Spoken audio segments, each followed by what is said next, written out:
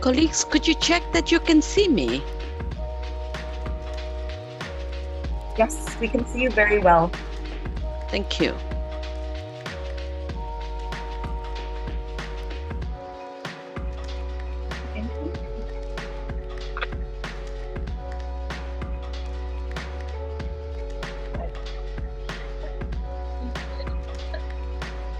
Sorry?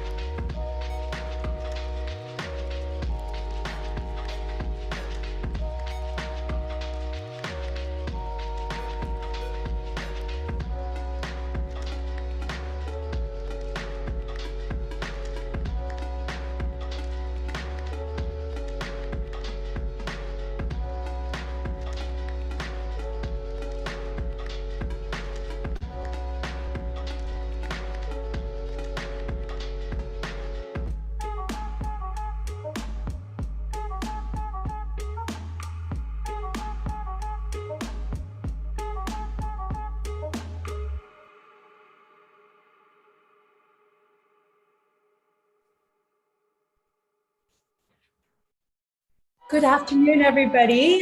Thank you so much for joining us this afternoon. We're going to get started in about 5 minutes or so. So please just kindly wait for the prompt start at 1 p.m. Bangkok time.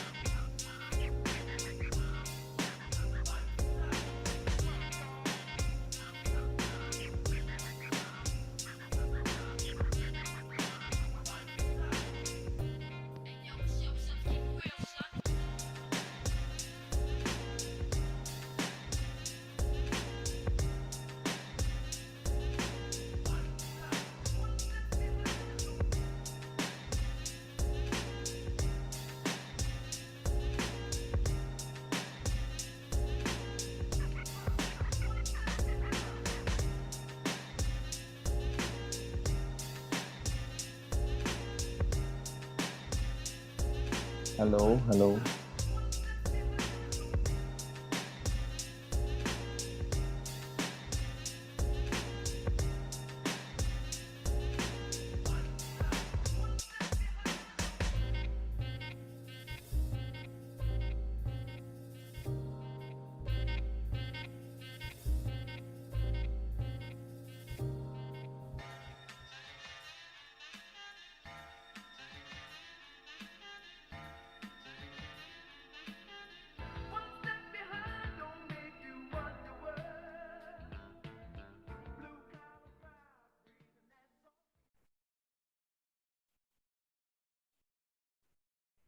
Good afternoon, ladies and gentlemen, distinguished speakers and panelists.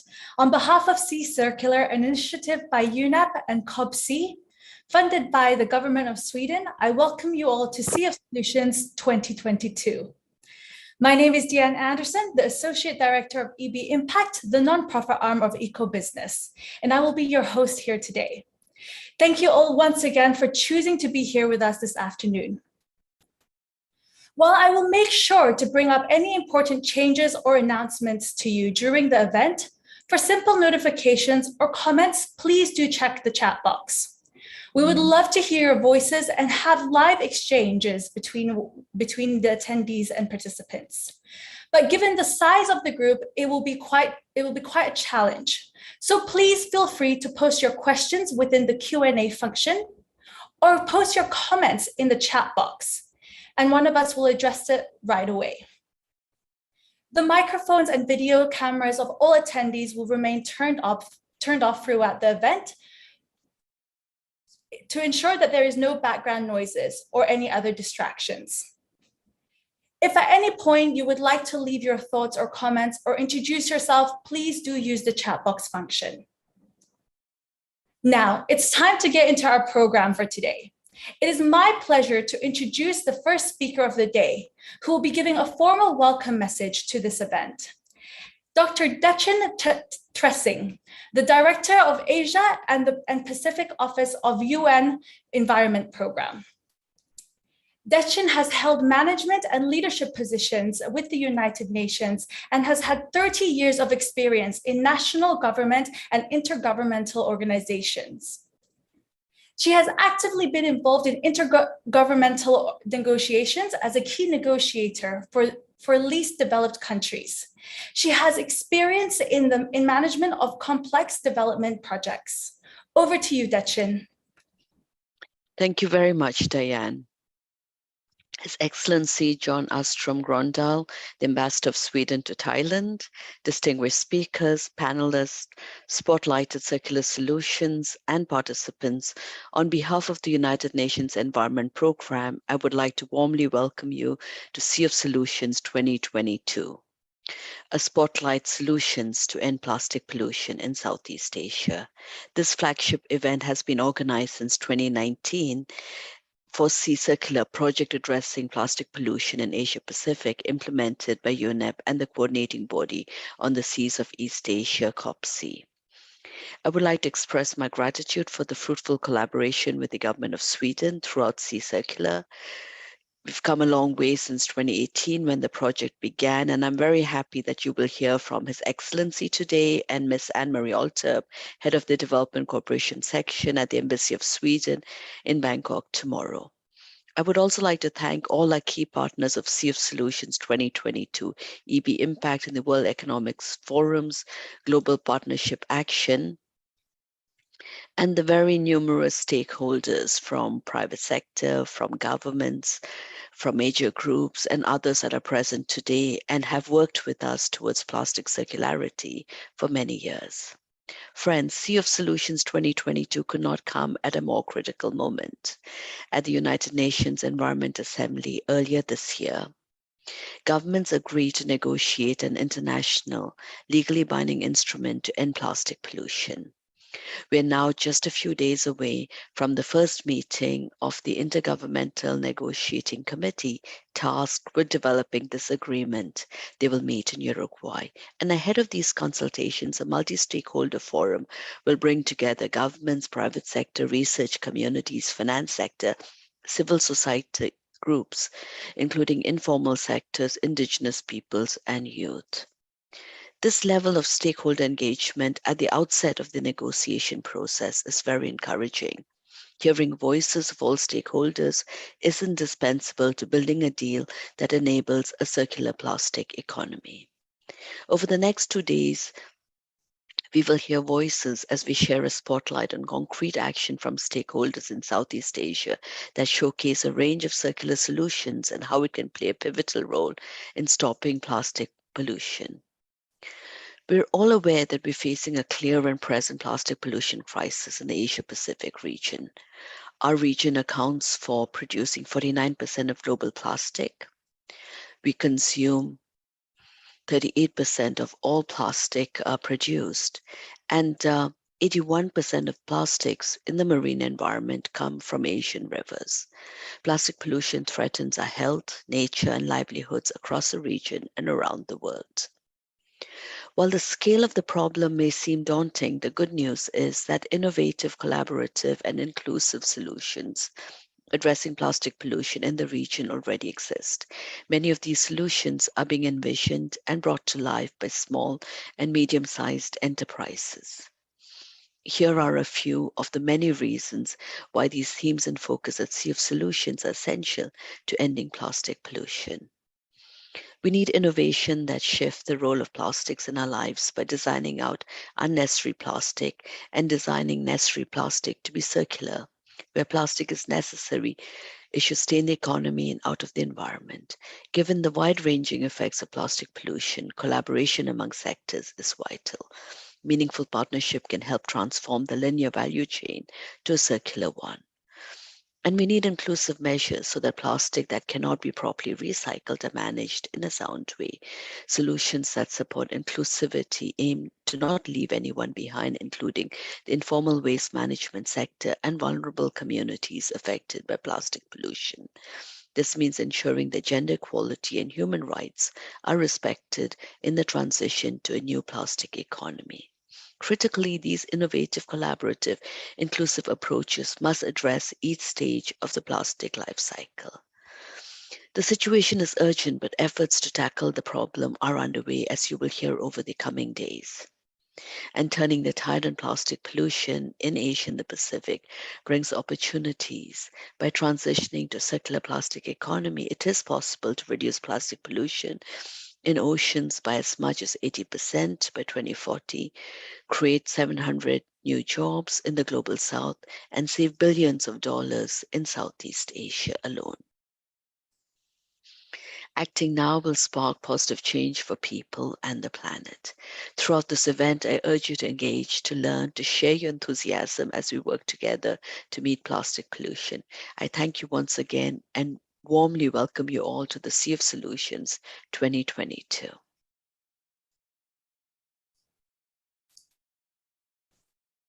Thank you so much, Dr. Dutchin, for such a warm welcome and crisp message, and sharing a little bit more about the importance of partnerships to a new plastic economy.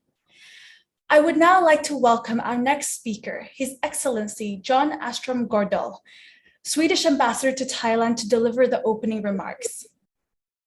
The ambassador is also accredited to Laos, Cambodia, and the ambassador designated to Myanmar. Ambassador John previously served as Deputy Director General and Head of Department for Consular Affairs and Civil Law at the Ministry of Foreign Affairs in Stockholm. Please join me in welcoming the ambassador. Thank you so much, dear Diane. Great to be in this meeting. I am truly honored and delighted at this opportunity to deliver the opening remarks at the fourth Sea of Solutions, the largest networking event in Asia and the Pacific for circularity in plastic value chain, where a wide range of stakeholders come together towards solving plastic pollution. Sea of Solutions is part of the regional project Sea Circular, implemented by the UN Environment Program, UNEP. Great to see also dear Dr. Detchen today, and the coordinating body on the Seas of East Asia, COBSEA, which is funded by the government of Sweden. I would like to extend a warm thank you to the organizers and its partners, EB Impact and World Economic Forum and its Global Plastic Action Partnership. The plastic pollution is clear and loud. We are today producing over 380 million tons of plastic every year, where up to 50% is for single-use purposes. Less than 9% of all plastics globally gets recycled. I actually did some calculations myself yesterday. I was thinking about all the face masks that we use here in Thailand and elsewhere. I think in my country, Thailand, I think it's a fair assumption that we make use of one mask per person per day, at least. That would be 70 million masks every day. Close to 500 million or 500 million masks every week. And none of them are being recycled. And this is in Thailand only.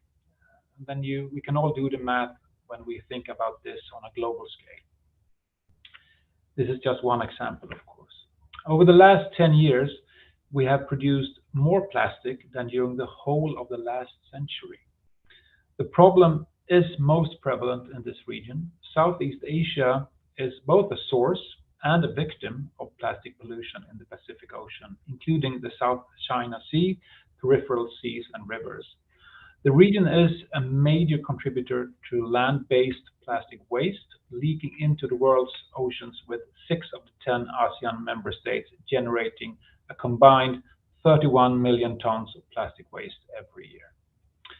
The plastics crisis is not only affecting the environment, but also a broad range of human rights, including the rights to life, the right to the highest attainable standard of health, a healthy environment, housing, water and sanitation, adequate food, equality and non-discrimination, as well as right to information, participation and effective remedy, all of which are protected under international law.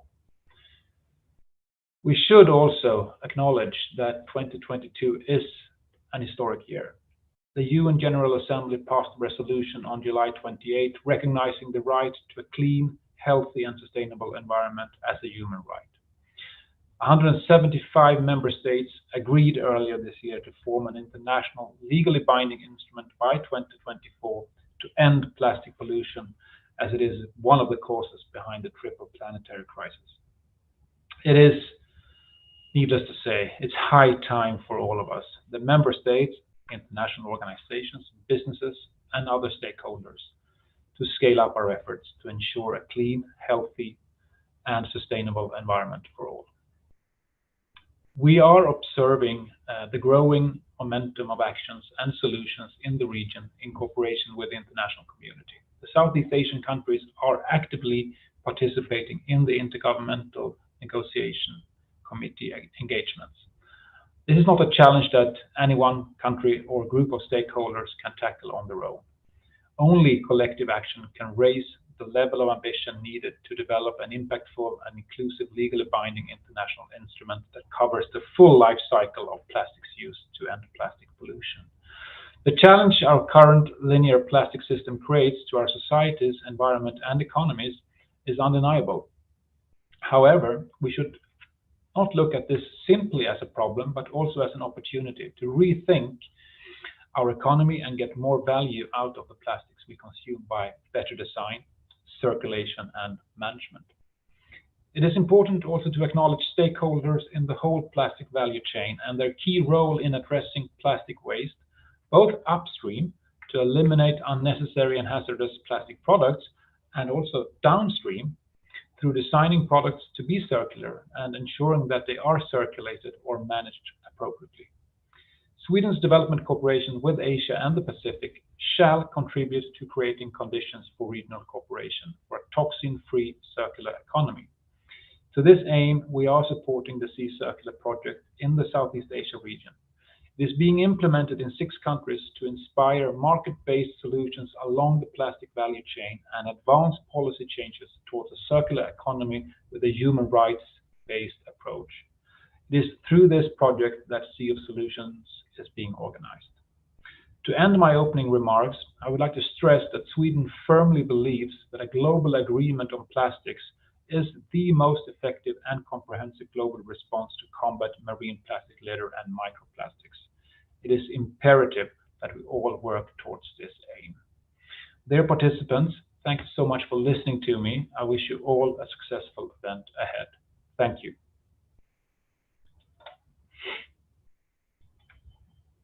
Thank you, Ambassador, for the inspirational opening remarks. Before we continue with the programming, I would like to now invite Kamala Ernest, Coordinator of Sea Circular at UNEP, to set the scene and share context and insights into what to expect during this year's Sea of Solution. Kamala leads engagements with governments, businesses, and other partners in the region to enhance the management of the plastic value chain and to reduce land-based plastic leakage into the marine environment. Over to you, Kamala. Thank you, Diane. Excellencies, distinguished speakers, dear participants, warm greetings from Bangkok. First of all, I wish to thank Ms. Dachen Sering, the Regional Director of UNEP's Asia Pacific Office, and Ambassador Grondal, the Swedish Ambassador to Thailand, and a big supporter of our work to address plastic pollution in the region, for their inspiring speeches that have powerfully set the scene for us. I join them both in warmly welcoming you all to the 4th Annual Sea of Solutions, themed A Spotlight on Solutions to End Plastic Pollution in Southeast Asia. My name is Kamala Ernest, and I'm the Project Coordinator of Sea Circular, which is a regional project on reducing marine litter and plastic pollution by working with you all to strengthen the management of plastic value chain in the Southeast Asia region, inspire market-based solutions, and encourage enabling policies to solve marine plastic pollution at source. Funded by the government of Sweden, Sea Circular is jointly implemented by UNEP and COPSEA. We are delighted to have you all join us this year's Sea of Solution, which is an annual flagship event of Sea Circular that brings together regional and global actors, experts in plastic circularity, businesses, policymakers, academics, community, youth, civil society, and development actors. It serves as an avenue to exchange best practices, enable meaningful and impactful dialogue, and empower stakeholders to promote circularity in the plastic value chain in Southeast Asia. This year's event is especially unique. It comes at a moment of global urgency and goodwill in dealing with the plastic crisis. This urgency gained momentum at the 5th UN Environment Assembly earlier this year, when more than 175 member states and stakeholders endorsed a resolution agreeing to an international legally binding instrument to end plastic pollution by the end of 2024. The Intergovernmental Negotiating Committee, or in short, INC, established by this resolution, will hold its first meeting in Uruguay just a few days from now. It is our aim to bring the voices from this region to the INC process through our collective messages from the Sea of Solutions. As we all know, the plastic pollution crisis is present and clear in Asia and the Pacific. Also, this was clearly emphasized by the previous speakers. The region produces 49% and also consumes 38% of the global total of plastics. Over the years of unsustainable consumption and production of plastics, to date, globally, we have generated 7 billion tons of plastic waste, with less than 10% recycled, while the rest make their way in the natural environment. Imagine a garbage truck equivalent of plastic waste is dumped into the ocean every minute. So what is the plastic crisis that we are dealing with now? First, we are dealing with the plastic waste generated today, which is polluting the environment, creating health impacts, disrupting biodiversity, causing economic losses, and affecting the lives and livelihood, especially the vulnerable people, among others. Secondly, there's an urgent need to reduce or close the tap on plastic becoming waste.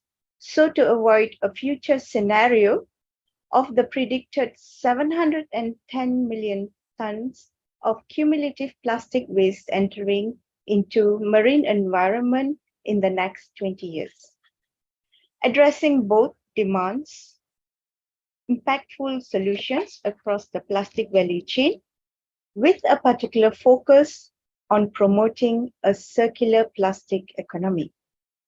Brand owners, retailers, packaging industry, the waste and recycling industry, policymakers, investors, and the community at large play a key role. Sea of Solutions 2022 will spotlight unique and impactful circularity solutions across the three cross-cutting themes: innovation, inclusion, and collaboration. 12 selected solutions will showcase novel approaches spanning from plastic avoidance and alternatives to reducing plastic usage, removing plastic waste, and better recycling for post-consumer applications, as well as innovative financing models and incentivizing behavioral change approaches. In addition, the solutions spotlighted will include special attention to gender, human rights, and responsible business conduct. The first spotlight segment is on innovation, will take place later today, while spotlights on collaboration and inclusion will be featured tomorrow. So please stay tuned throughout these two days. Sea of Solutions sets the scene for what we might want to see collectively of a global instrument by the end of 2024. While Southeast Asia region is a major contributor to plastic pollution, we are also leaders in finding innovative solutions that can be replicated and easily applied across the plastic value chain. In this regard, we also welcome and look forward to your active participation in all the panel discussions lined up for you. The first panel discussion will start shortly on how an international legally binding instrument can be inclusive, innovative, and collaborative. Curated in partnership with the World Economic Forum's Global Plastic Action Partnership, this session will bring together insights of policymakers, leaders from the private sector, businesses, brand owners, youth representatives, civil society, and the investment community. The second panel discussion will take place tomorrow, will address on how an inclusive and rights-based approach critical to sustainable market mechanisms for plastic circularity.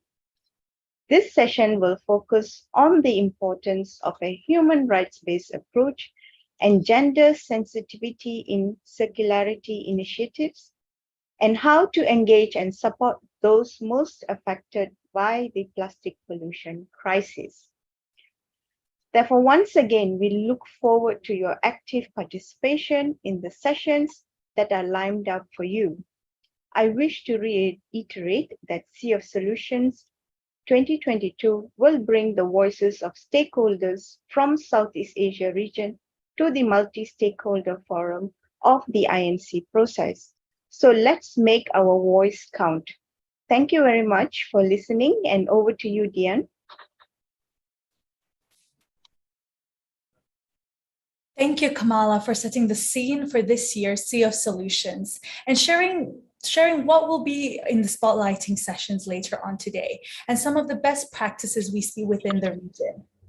We would now like to share a short video with everyone here, an opening video to set the scene on this year's edition of Sea of Solution, which will provide you with some great insights of Sea of Solutions 2022. Please enjoy.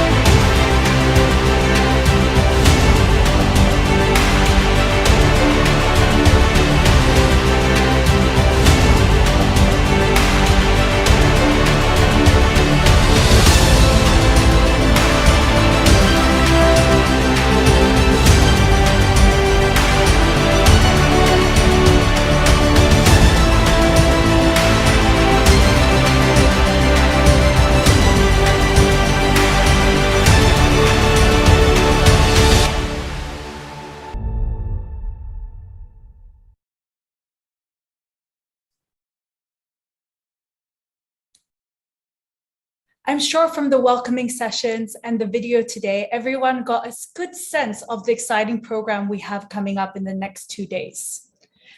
Before we proceed with this program, I would like to invite our speakers from the opening session to please turn on their cameras for a quick photo opportunity.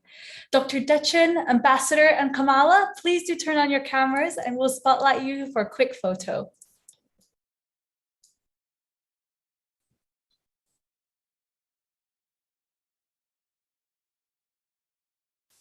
One, two, three. One more. 1, 2, 3. Perfect. Once again, thank you so much for joining us this afternoon.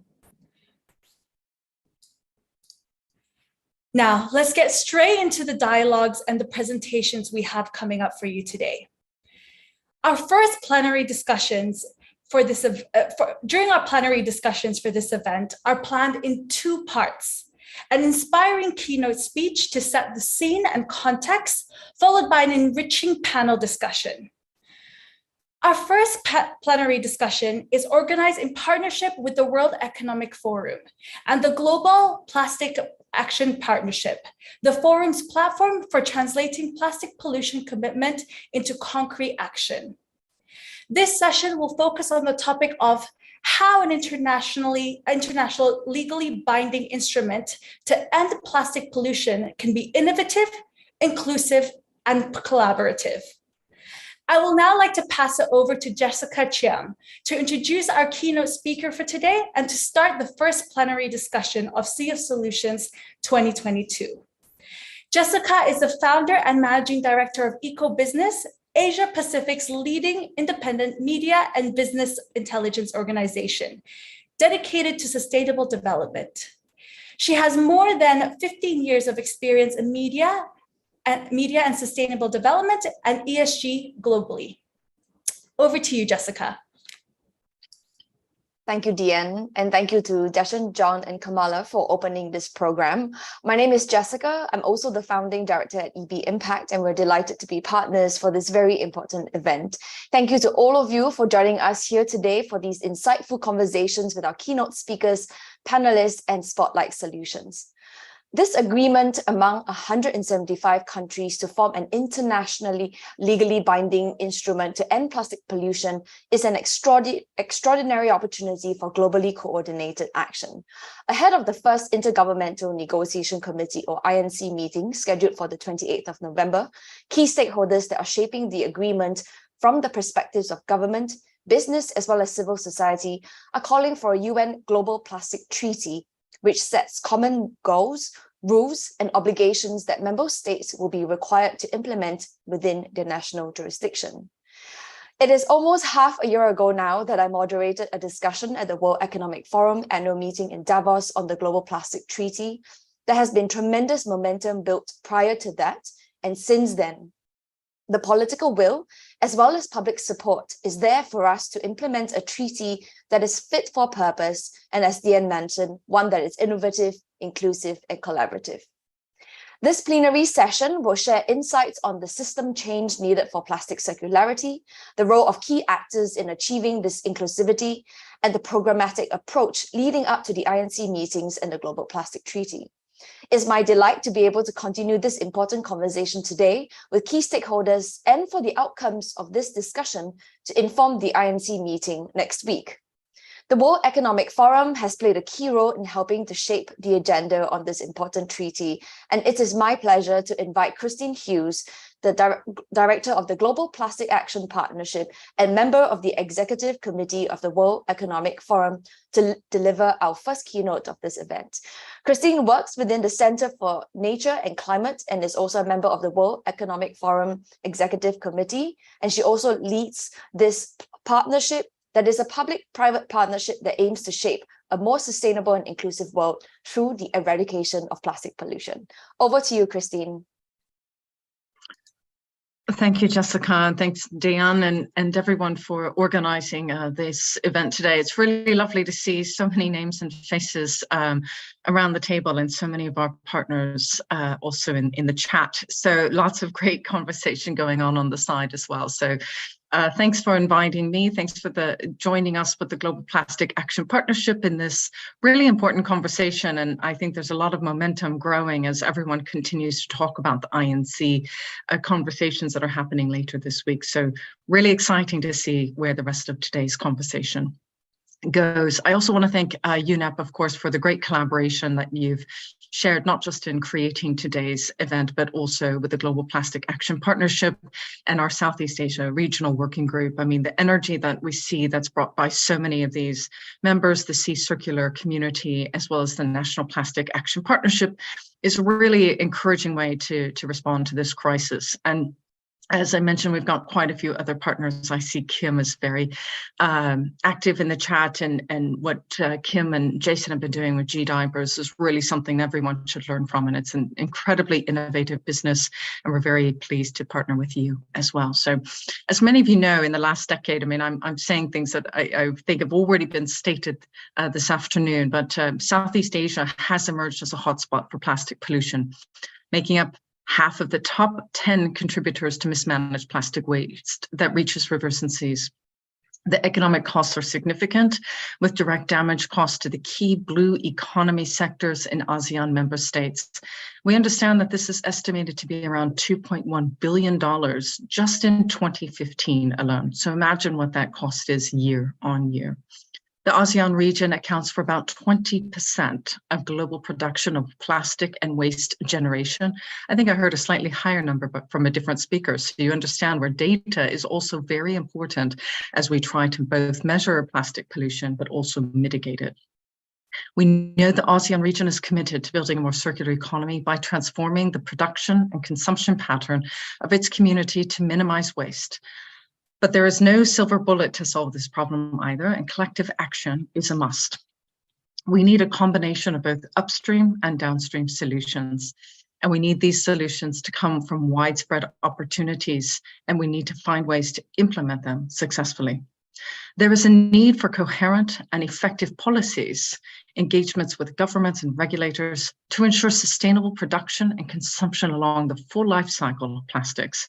And we need to advocate for a resource circularity model, something that's really founded on the circular economy principles and policies that aim to reduce virgin plastic production, increase production of processes based on energy efficient and alternative materials with lower carbon footprints.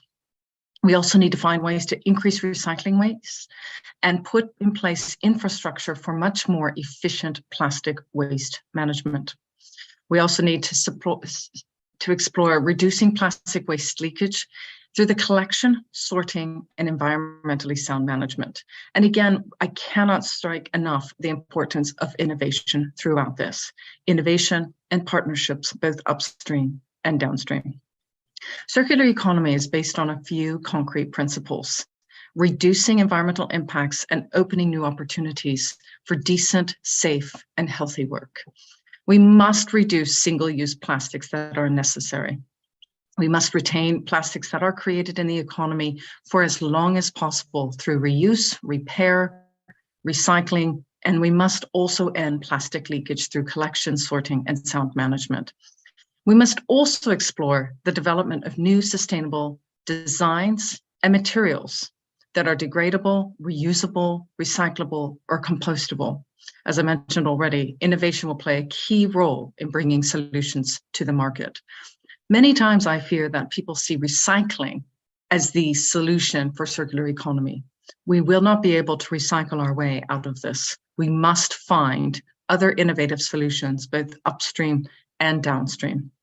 And we must also look at less polluting material substitutes like natural materials, marine byproducts, and post-harvest agricultural waste that needs to be further studied to support large-scale transition. It's important to consider that reducing plastic pollution can create so many opportunities. Someone mentioned already earlier this incredible statistic that unless we generate systems change, some 700,000 jobs will be lost along the value chain, mainly in middle and low income countries. The ILO estimates that if we shift to circular economies, we could generate an additional 100 million jobs by 2030. So you can see that this is clearly an important transition for us to undertake. We must create the enabling conditions for businesses to create decent jobs in the new plastics economy, and we must promote sustainable production, clean technologies, innovative business solutions, and new models that contribute to productivity and growth. The new plastics circular economy needs more financial and economic incentives as well as increased investment. I see Ellen here from Circulate Capital, another fantastic partner, the Global Plastic Action Partnership. And Ellen can tell you through the many work that we have done, the importance of finance to be redirected from business as usual models and to be upscaled to support a circular plastics economy. This can be done from the government side, for example, through the taxation on virgin plastic materials or on certain other use of plastics. They can explore EPR schemes, green public procurement, and other ways to create enabling policies and financial incentives that catalyze investments into all of the things that I've already been talking about in the innovative space and the importance of managing waste infrastructure. From the investor side, we could talk to financial institutions and aim to get them to address plastic pollution by investees throughout the plastics value chain and seeking opportunities to invest in circular plastics as part of the broader climate finance strategy. Again, it's great.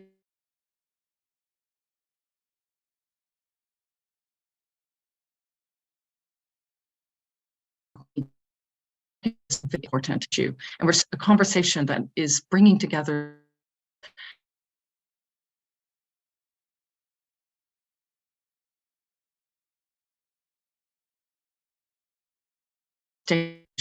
proof points for investors looking to engage. And again, I'm sure Ellen will highlight some of these later on. With Circular Lake Capital, we have already put together a bit of work pulling together some of these case studies, and I think we are publishing our second edition on the 8th of December. We'll invite you. I'm sure later we can put it in the chat box, but we will also have a webinar that highlights these financial opportunities and investments later. So thank you for that.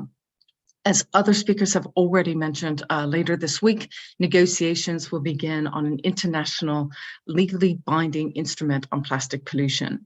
Really important discussions that will present the opportunity for stronger global cooperation and governance to effectively address the plastic pollution crisis. Transparency and accountable are critical. We need to track global progress towards the elimination of plastic pollution, and we must find ways for consistent data collection and monitoring. National implementation of plastic action plans will be critical to supporting a transitional phase where countries are closely observing the treaty negotiations, are waiting for more information on what will come out of these conversations and what requirements may come on national target setting and reporting. At the Global Plastic Action Partnership, we are observing a sharp increase in countries interested in engaging and finding ways to address the plastic pollution situation by working towards a more circular system. We strongly support these voluntary efforts by countries taking first steps before final agreement of this internationally legally binding agreement is confirmed. Our experience and learnings from other countries will be invaluable to form realistic requirements for a treaty. We can learn from their challenges, and we can also explore ways to utilize the tools that are already available to support the many other countries who will be looking to engage in this space.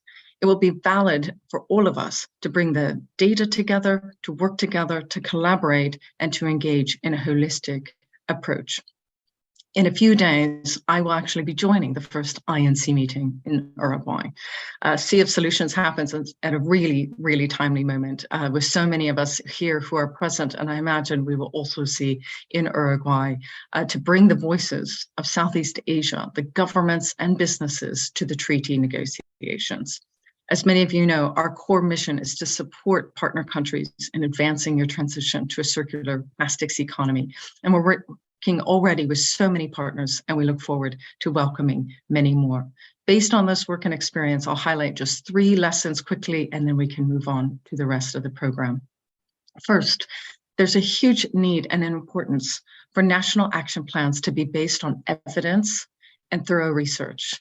Solutions need to be context specific, and for that you need an inclusive, multi-stakeholder process to engage public and private leaders, local experts, and marginalized voices alike to develop a successful strategy that any country can take forward. Second, national implementation is only possible with strong coordination across ministries, public actors, and businesses, as well as civil society groups. Again, I see a lot of these voices represented already here today, but we cannot stress enough why it is that we pursue a multi-stakeholder platform approach and bring all of these voices to the table while also supporting the establishment of a secretariat that supports strong milestones and pushes this agenda forward. And finally, we are observing that many of the most essential solutions lack the necessary financing. We need to explore new and innovative financing mechanisms to advance specific solutions and innovations. At the same time, we need to actively engage and incentivize the private sector to invest in essential solutions. We know that the World Bank alone cannot finance this, but we must find ways for blended finance approaches to really support the transition to a circular plastics economy. I thank you all for your time and your commitment to this very important topic. Thank you again for inviting the Global Plastic Action Partnership to join you today. We stand ready to support and collaborate with all of you on this journey. And I now look forward to hearing from all of you and the distinguished panelists on this call as we all look to work together to transition to a more circular economy for plastics. Thank you. Thank you very much, Christine, for that insightful keynote with many thought-provoking statistics and ideas that serves as a great context for our panel discussion. And I really love what you say about how we will not recycle our way out of this problem. And that serves as a very good reminder to all of us here today. Before we get started on our plenary discussion, we are going to actually trigger a poll for our participants today. And that's going to come up on your screen right now. And the question that we really want to ask is, what aspect of the plastic pollution problem should the global agreement to end plastic pollution prioritize and address? And that is restricting single-use plastic, product packaging recyclability standards, regional harmonization, addressing inclusivity in the informal sector, as well as promoting and incentivizing behavior change. We'd be very curious to hear what your thoughts are as we go into the INC meeting. So please do poll. And as people are putting in their votes, I would like to now invite the panelists and speakers to turn on their cameras as I introduce them. Our four speakers today who have joined us represent the multitude of the stakeholders in the plastic value chain. And we have with us today Alan Martin, the Chief Impact Officer from Circulate Capital. We also have Zuhair Ahmed Kaushik, the Global Representative from the Children and Youth Major Group of UN Environment Program and Manager at earthday.org. We also have Karyanto Wibowo, Director for Sustainable Development at Danone, Indonesia. And we also have Dr. Wijan Simachaya, President at the Thailand Environment Institute. Thank you very much, speakers, for joining us today. Before we go into our panel discussion, do we have the results of the poll that we could share with everyone here? Okay, so this should pop up for you now. Very interestingly, the first two, restricting single-use plastic as well as product packaging recyclability standards, are up high there, and then incentivizing behavior change comes third, and then regional harmonization. So this is very interesting, and I think a good pivot for us to get into our plenary discussion as we think about what really needs to go into this global treaty that is being negotiated. And without further ado, I would now like to kind of invite all our speakers to give your perspectives on this very important topic that we have here today. And I would love to invite Ellen first. Great. Thanks so much, Jessica, and really lovely to be with you all. It's such an important moment for all of us to be coming together and talking about this. I wanted to just start out, I think you mentioned, Jessica, the different roles that countries in the region and how they've been impacted. Is that right?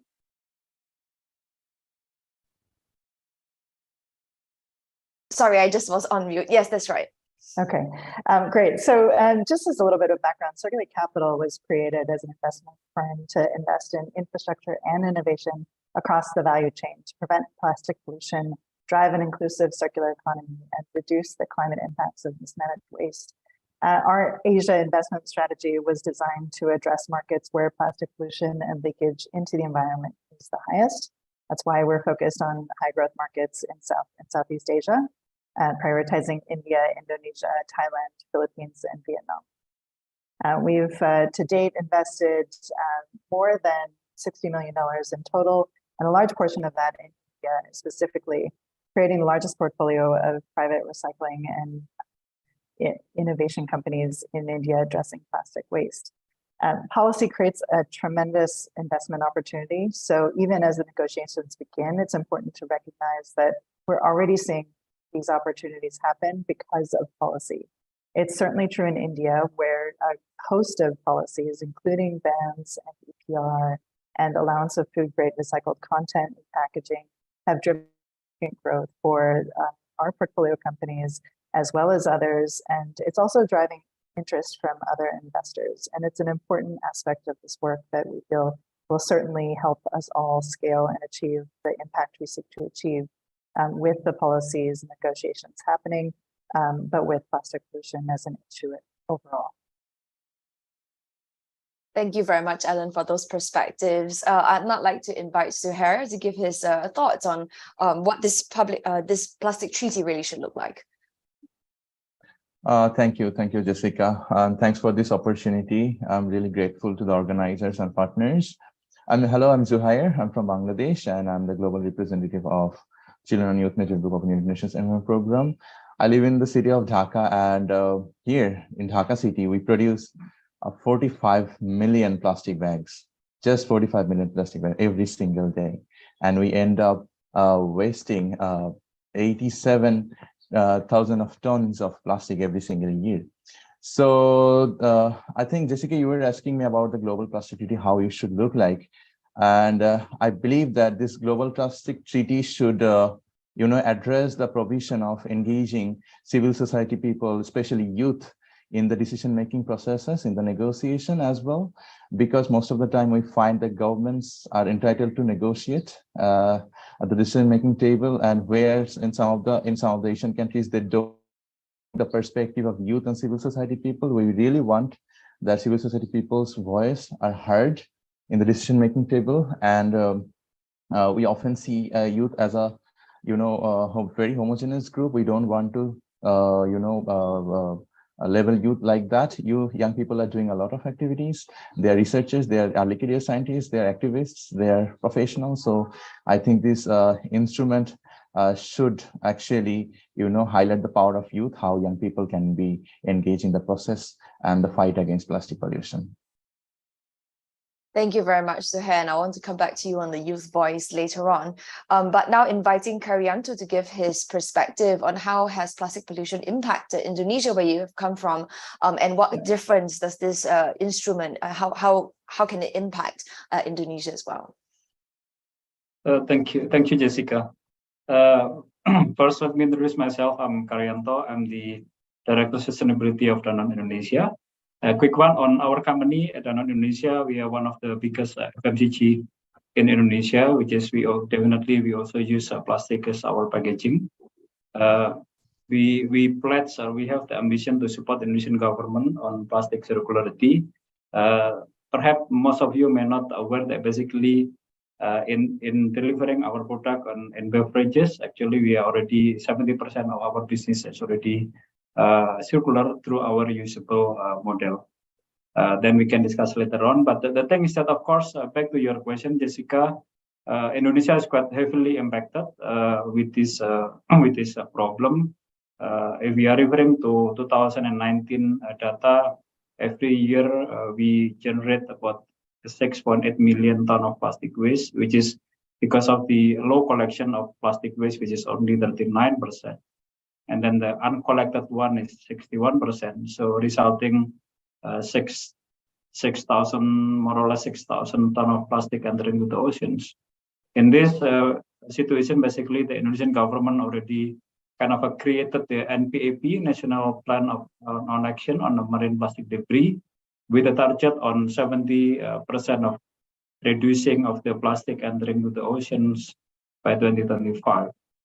Of course, at the end, this target have a broad support among the stakeholders in Indonesia, but still there are many complexity lies on how to achieve this target, who should involve, the party expected to really take up the role, and then what is the right balance between the public and also the private sectors, responsibility in achieving the target, who does what, how to resolve, the funding challenge on this target, who pays how much and for what, and then also how to ensure this kind of a fair and also effective enforcement system, how to ensure compliance. So of course, at the end, the addressing this is very critical, very important. Indonesia already put national strategy, but alone cannot solve. Therefore, aligning the Indonesian strategy with the new, I would say, the instrument is very important. Then we expect that the instrument to be able to help Indonesia to really shape the right policy to address the issue in the conducive and effective way. Thank you very much, Karyanto. I was actually just in Bali last week for the G20 summit, and this was very much top of the agenda, and the Oceans 20 was also launched for the first time. So really commend the Indonesia presidency for putting the protection of these ecosystems. And of course, plastic pollution is one of the highest factors affecting marine ecosystems. So it's great to see the momentum that has been kind of being implemented in Indonesia, and I want to come back to you on that as well. At the moment, moment, I would like to invite Dr. Bijan to give his perspective. How has this been talked about and impacted in Thailand? And what are your perspectives on this global treaty? Thank you very much, Jessica. First of all, I would like to talk about the ASEAN region already mentioned by our colleague. ASEAN has emerged with the hotspot of plastic pollution. At least 5 countries in our region in the top 10 of the plastic pollution contribute to ocean marine plastic debris within the urbanization and rising of the middle class in our region result in the huge demand of single-use plastic and plastic packaging. The problem for our region is that we do not have a proper plastic waste management, even not just plastic waste, but the waste management system as well. We are suffering from plastic pollution in many aspects, especially right now in our region, our country. Also, we found the contamination of microplastic in the living organization also quite high compared to the past. In the aspect of economy in Thailand, we produce approximately 2 million tons of plastic waste annually, but we can manage properly 55%. Another 75% go to landfill, go to incineration, but some of them also leaking into the river and also in the ocean. Asia Pacific region, plastic litter caused some economic loss that all of us know. We lost approximately 1.3 million US dollar annually. This is a huge number for Thailand itself. We lost 1.1 billion of potential material value lost to the Thai economy. Just why plastic pollution play a very important role in our country. Personally, I believe that the effective regulation instrument and circular economy would be a solution to solve these problems. Circular economy together with the support regulation would solve a higher plastic circularity, also increase the rate of plastic recycle, and eventually lead to the lower plastic pollution, lead to the environment and to the ocean. Thank you. Thank you very much, Dr. Bijan, for those perspectives, especially in the Thai context. While I have you here, a question for you would be, how do you think this treaty will then support in addressing the waste at source, the pollution at source, so to speak? Yeah, but Thailand, we developed, we call the plastic roadmap already, but in terms of implementation, we still have some problem. For example, somebody may understand we ban something, but not a legal binding. In terms of implementation, still facing the problem. Just why if we can have a good regulation with the stakeholder consultation, I think would be good for us to implement our plan, our regulation. This is the problem in the country. For example, we ban like oxo degradable plastic, but some certain they still use it. That's the problem. Thank you very much. Karyanto, coming to you, I mean, you mentioned that this, is also a huge issue in Indonesia. How do you think this instrument will then help, organizations or individuals address that problem at source? Yeah, we believe that addressing the plastic pollution is really require, I would say, comprehensive approach. There is no single solutions to address it. So, which is, of course, at the end, it is including also the reductions of producing and also producing less plastic and generating less plastic waste. They are really specific, and it has to be measurable and also achievable. And I believe also the instruments that should be able to allow country like Indonesia as well as the industry and relevant stakeholders, to work together to meet the target that we set as a country as well as the industry. So, and then also basically how this instrument to support in addressing the problem. There are other several elements that I would like to highlight. We expect that the instrument will support, especially in the standard of the design of our packaging. Because to be honest with you, like Indonesia, I don't really think that we have a proper standard on the packaging, because this is very important. It is like in the upstream side, how to make sure that the packaging will be recyclable. And then there is also kind of standard on the use of recycled content as well as the renewable content. And then the instrument should be also addressing the supporting on the recycling system through really the multi-stakeholders and also the industry-wide platform to advance the circular economy. And then important as well, I think Zuhair and also Wisa mentioned about the consumer participation, public participation in supporting the circular economy. And then I think Ellen mentioned before as well, I think it is also relevant how to advance the progressive initiative and policy related to the producer responsibility. Of course, for us, we are open for the discussion on the producer responsibility, but it has to be relevant to the local context on Indonesia. What does it mean by the producer responsibility? How to really create the impact, a significant impact on the circular business model for the industry. So this is more or less, how the instrument we expect to support in addressing the plastic waste issue. Thank you very much, Karyanto. I think there's a lot that the instrument can do to level the playing field, I suppose, and also to provide a lot of guidance. I want to come to Ellen. Ellen, I mean, you sit squarely in that innovation space as a VC looking at investing, money into technologies and solutions. What have you seen, of this landscape that is of note, and how do you think this instrument or this treaty can help to drive the innovation within this industry? Terrific. Yes.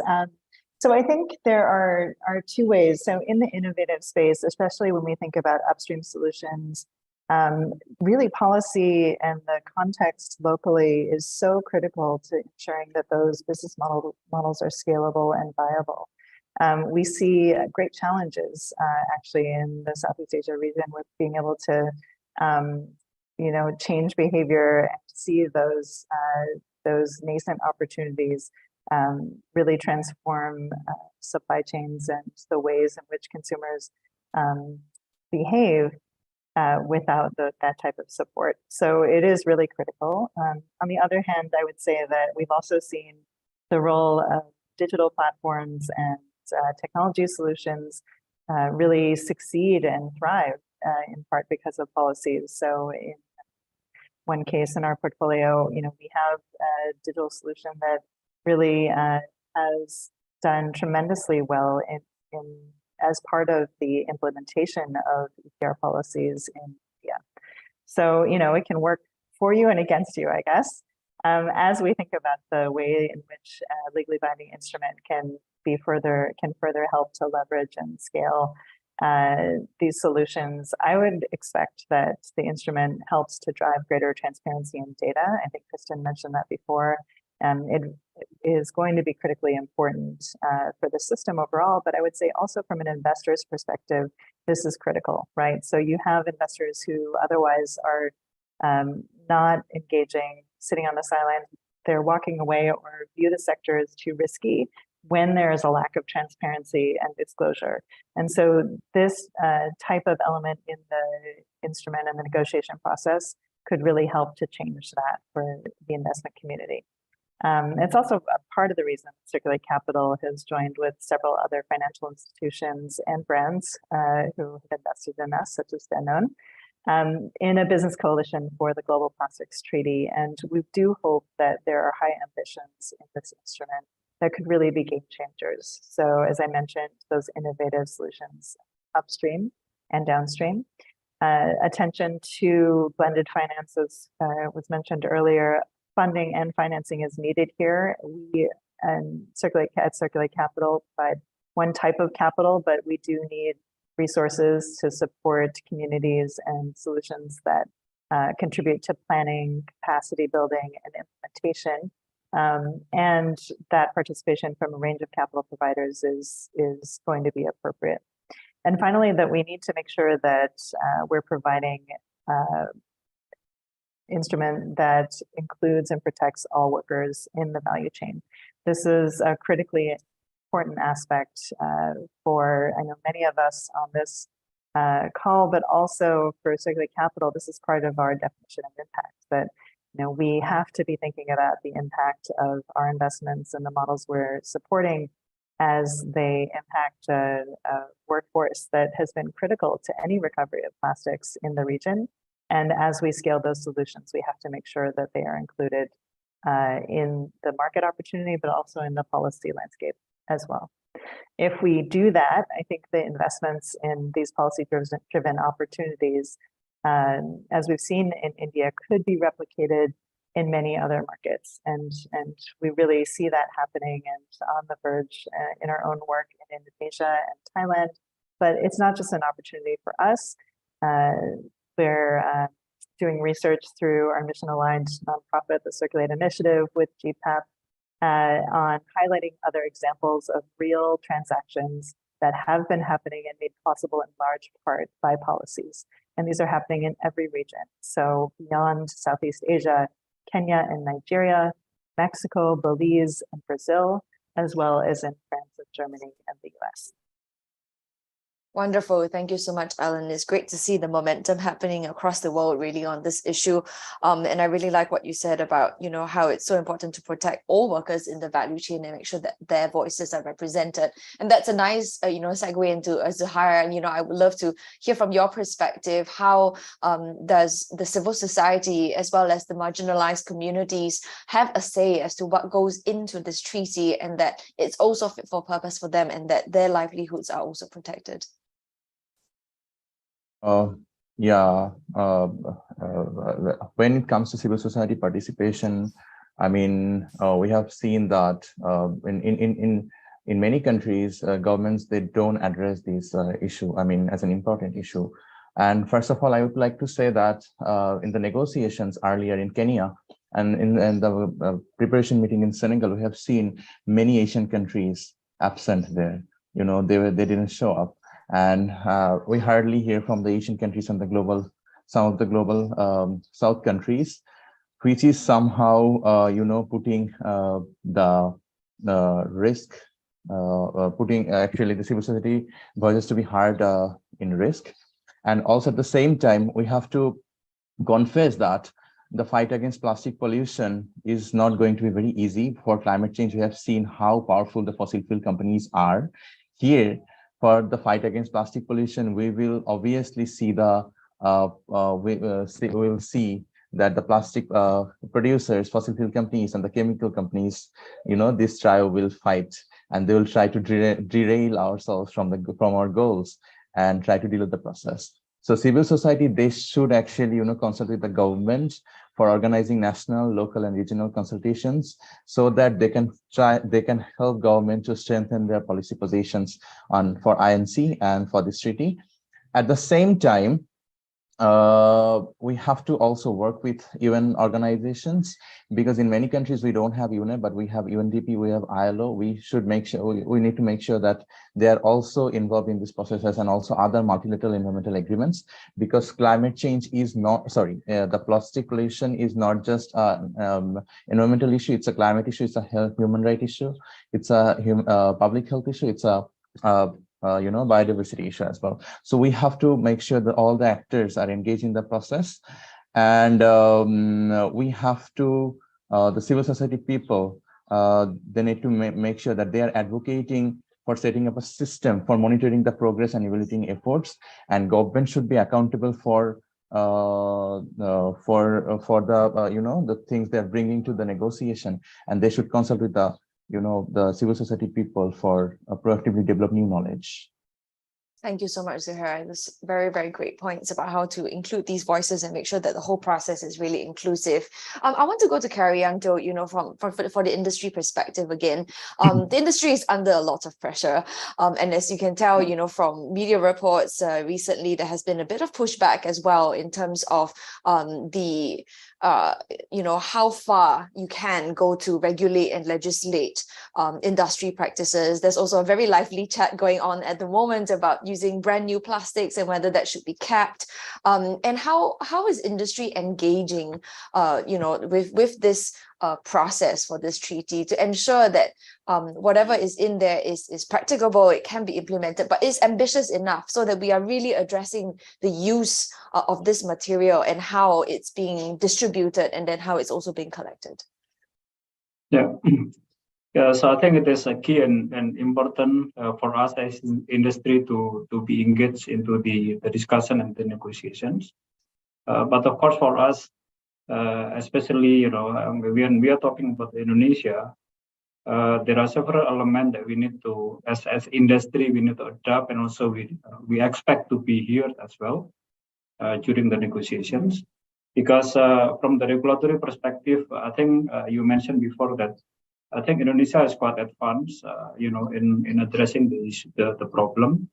The government already set, the regulatory, which is issued by the Ministry of Environment and also the Forestry on the waste reductions, are also kind of a producer responsibility, regulatory. And at the same time also, actually there is already kind of I would say a movement from the brand owner to drive the plastic circularity, drive the circular economy, and then also invest in this particular area. For example, like several brand owners invest or working together with the circular capital, and also including also the establishing the IPRO, Indonesia Packaging Recovery Organization. It is a voluntary organization to promote the implementation of the circular economy model. So of course, in this case, as I mentioned to you, it is relevant for the industry to join because there are so many, challenge and issue that we need to also solve. I give you a real example. Industry now wants to use more on the recycled materials, but the thing is that the current situations with the challenge in terms of the collection and also the recycling industry in Indonesia, the cost of the price of recycled material, especially recycled PET, is really significant. The gap versus the virgin is high.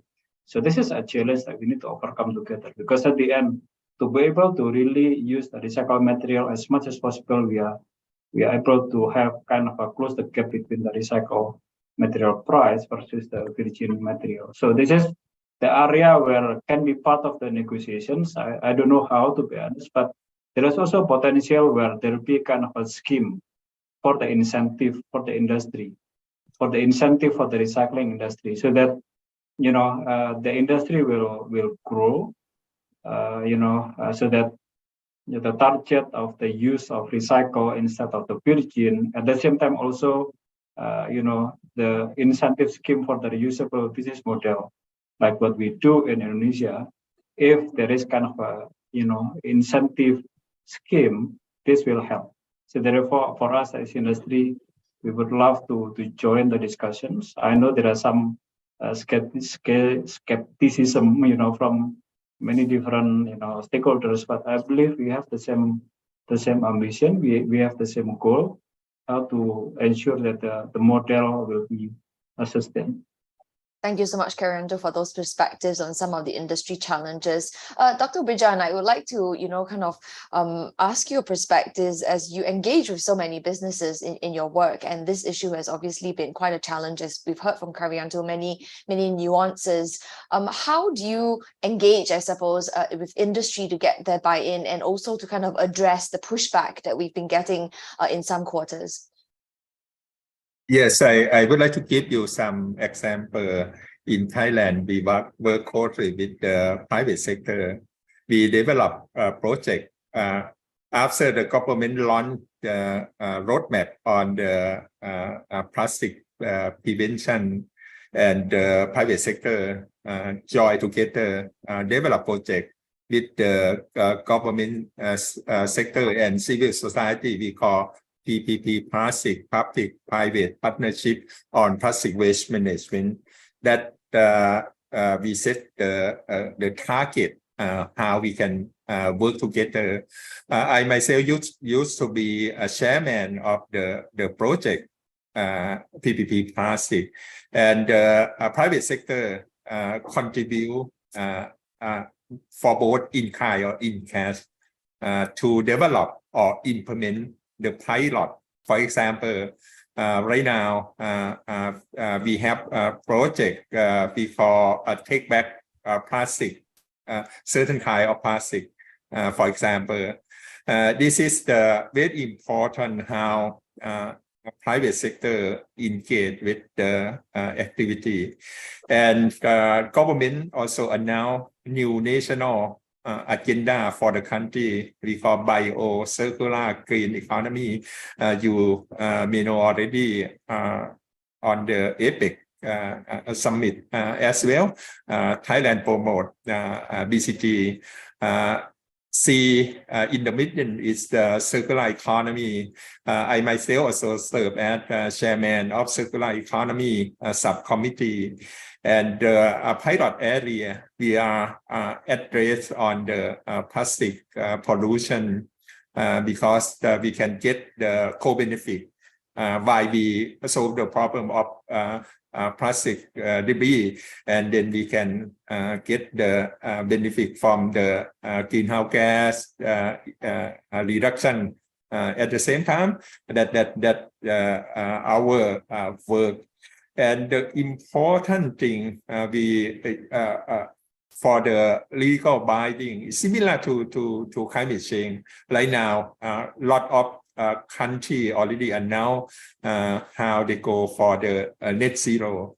For plastic pollution, we have to set what they call MRV, measurable, reportable, and verifiable thing that we can report. Since we already have a target for Thailand, we have our roadmap.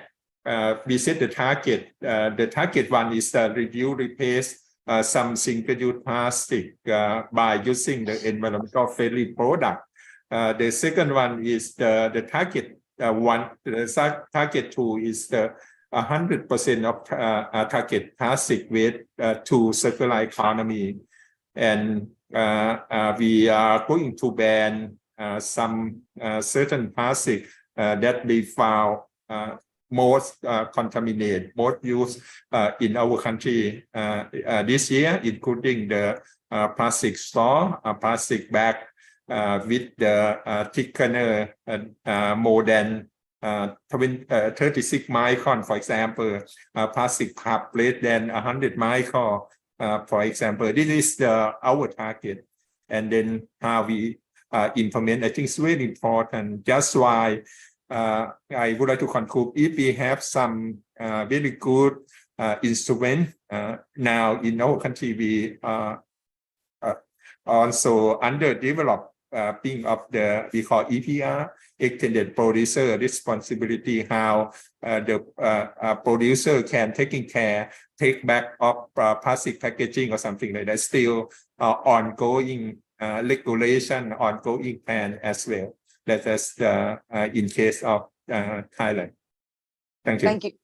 Thank you so much, Dr. Rijan. And that's a very good point you made about the reporting of plastics as well, which is actually a question that I wanted to ask the panelists. How do you think that this plastic treaty really can influence positively the reporting of plastic pollution at country level? Because I think this is a statistic that's not very well tracked.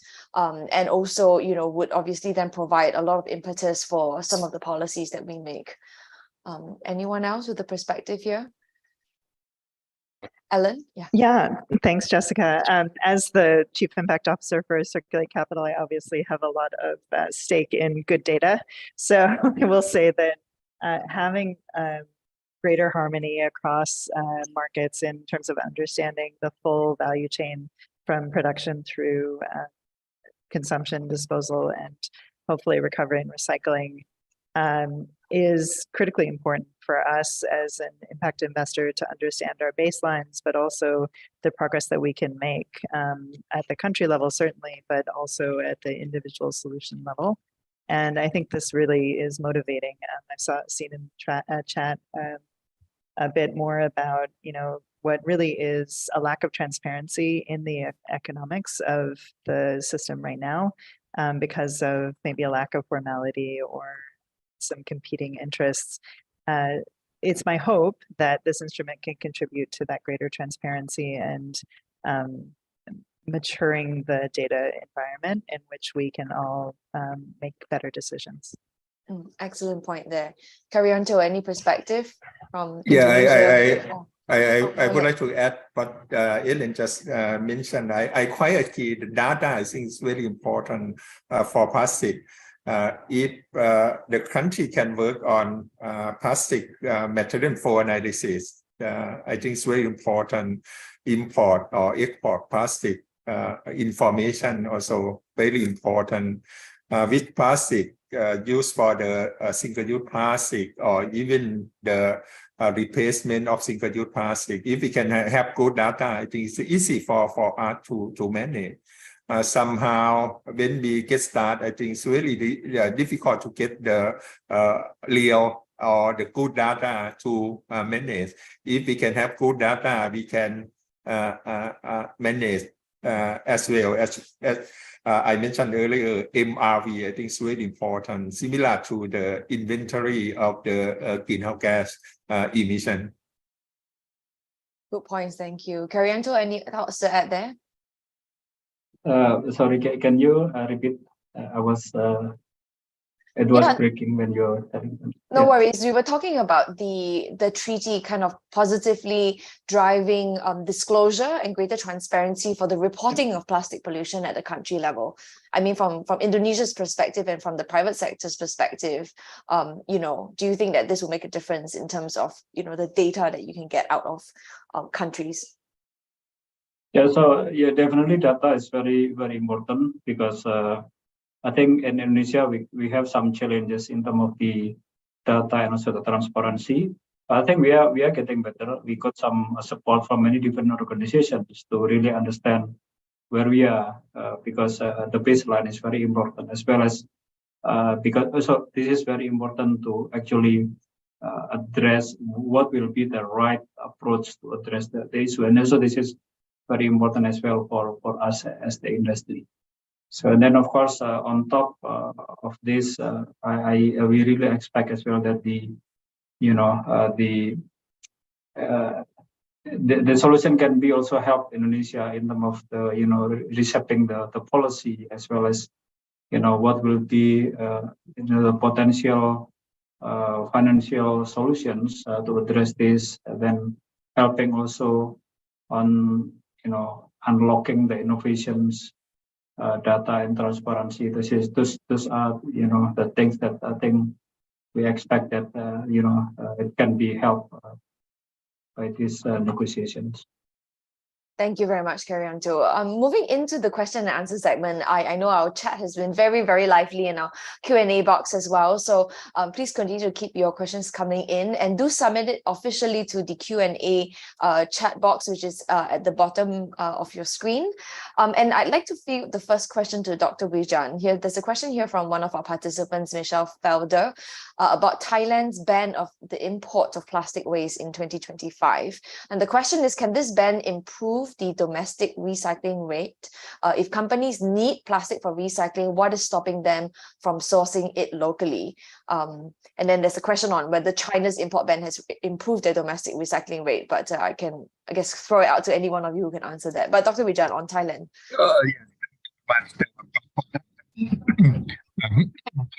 We have the committee to consider on the banning of plastic waste from other country, and we are promoting the circular economy.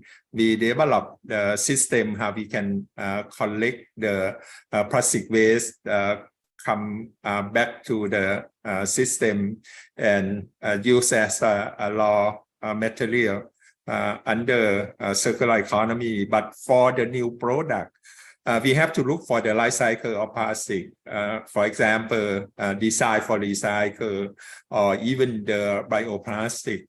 Somehow, since Thailand produce a lot of the potential of the bioplastic material. This is also the supplement of some kind of single-use plastic.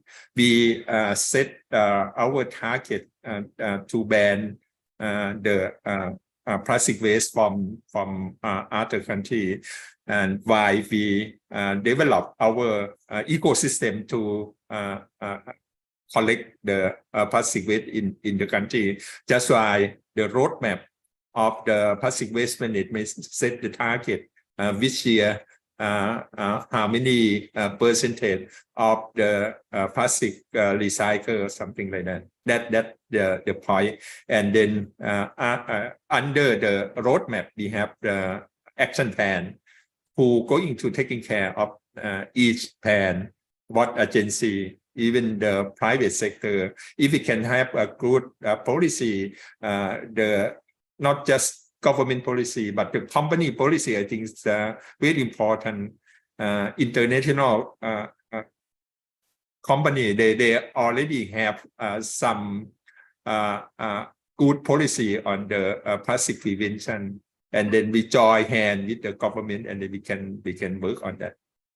Thank you very much for those perspectives. I suppose, there is a growing trend against what they call waste colonialism, right? Where I guess more developed countries are actually shipping their waste off to poorer countries. And that's an issue that has been brought up by our participants today as well. And I think that increasingly each country is going to have to look at where their feedstock for waste is going and how we can best harness it. But there's no substitute really for tackling waste at its source. And I think that there has been a lot of calls for, say, a restriction or ban of the production of even more plastic products. And I wondered if any of our panelists had perspectives on this issue and whether the treaty would be then well positioned to put in such a ban, or is it not something that the industry would welcome?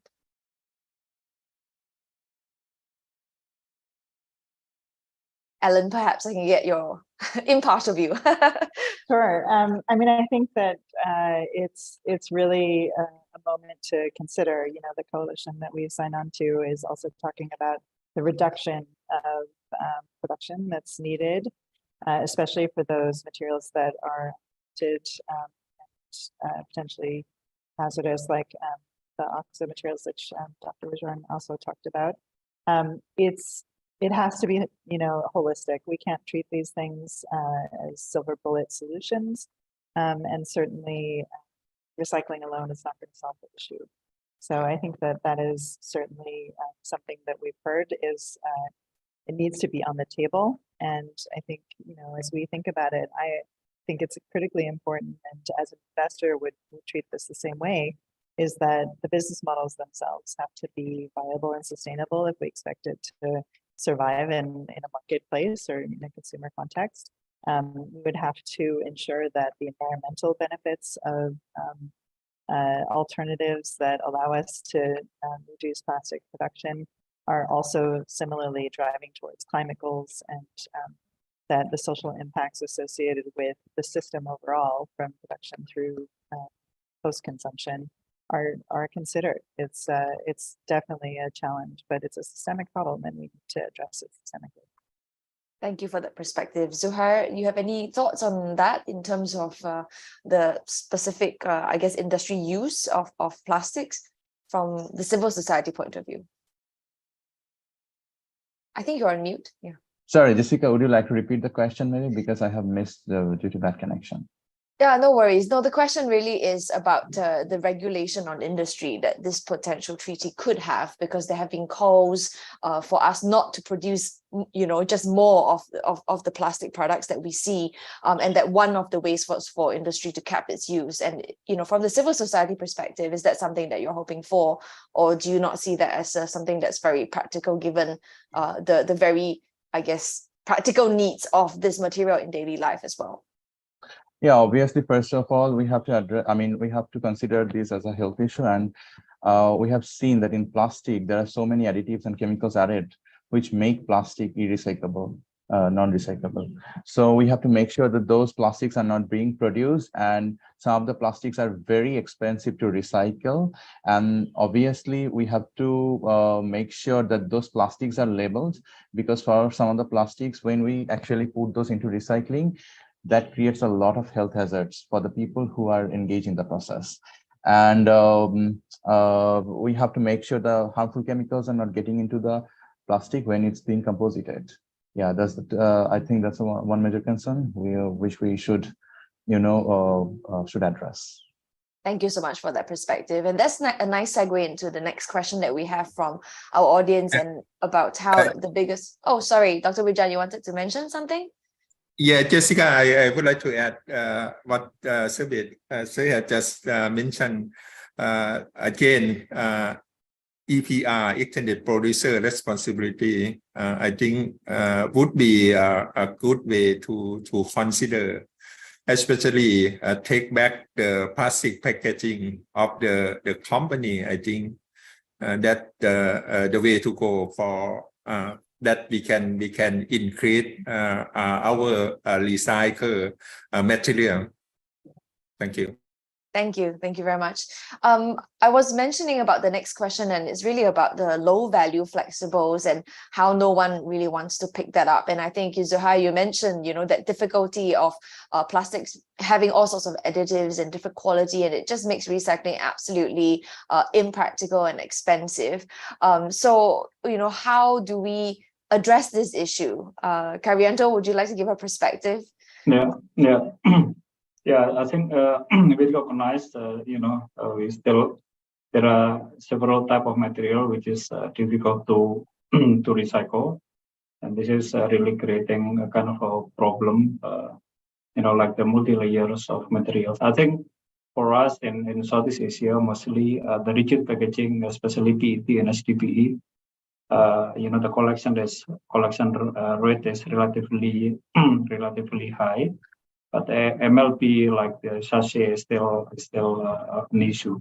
So therefore, I think first thing first, as an industry, I think they need to do the innovations to ensure that the product, the materials will be recyclable. Options to move to monolayers is an option, which is, I believe, the technology is there. Some, to my understanding, some companies are also doing, this kind of piloting. And then we, as IPRO Indonesia Packaging Recovery Organization, because we have also the work stream on innovations, we also work together with many organizations to try to promote the monolayer solutions. Nevertheless, this has to be complement with the right of the proper collection system, and also on top of the packaging standard within the country. Because at the end, if we are pushing multi-layers to monolayers, but at the same time also the collection infrastructure is not really established, then the problem may not be solved effectively.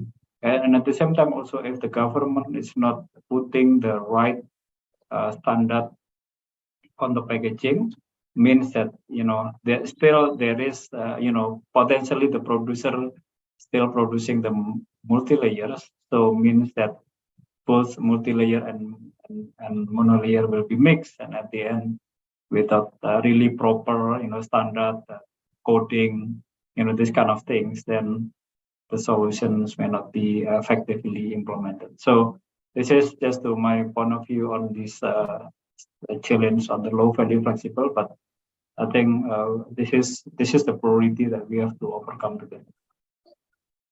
Great perspectives there, Carianto. Is certainly not an easy problem to solve. Ellen, do you have some perspective on this in terms of like the technologies needed maybe? For sure, and I appreciate the question from Sri. I think that we've actually invested in a couple of near-term solutions that are viable businesses today. They're essentially taking that material and turning it into construction boards and longer-term uses than a single-use package. So there's incremental improvement and opportunity to address material there today. But again, to the point, it's still not a particularly high value end product, right? And so we do need to continue to innovate on the technologies. Absolutely agree that the design issues of switching from multi-layer to monolayer is critical. Switching potentially delivery models and other solutions that could replace our concept of what a sachet might be needed for. But then some of the opportunities then to upcycle that material in the future that would involve more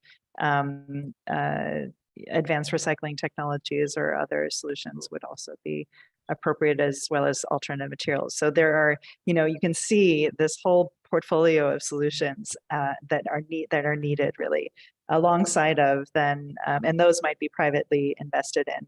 But alongside of that, you're also going to need public sector investment in just waste management and making sure that that material is recovered and doesn't pollute the environment.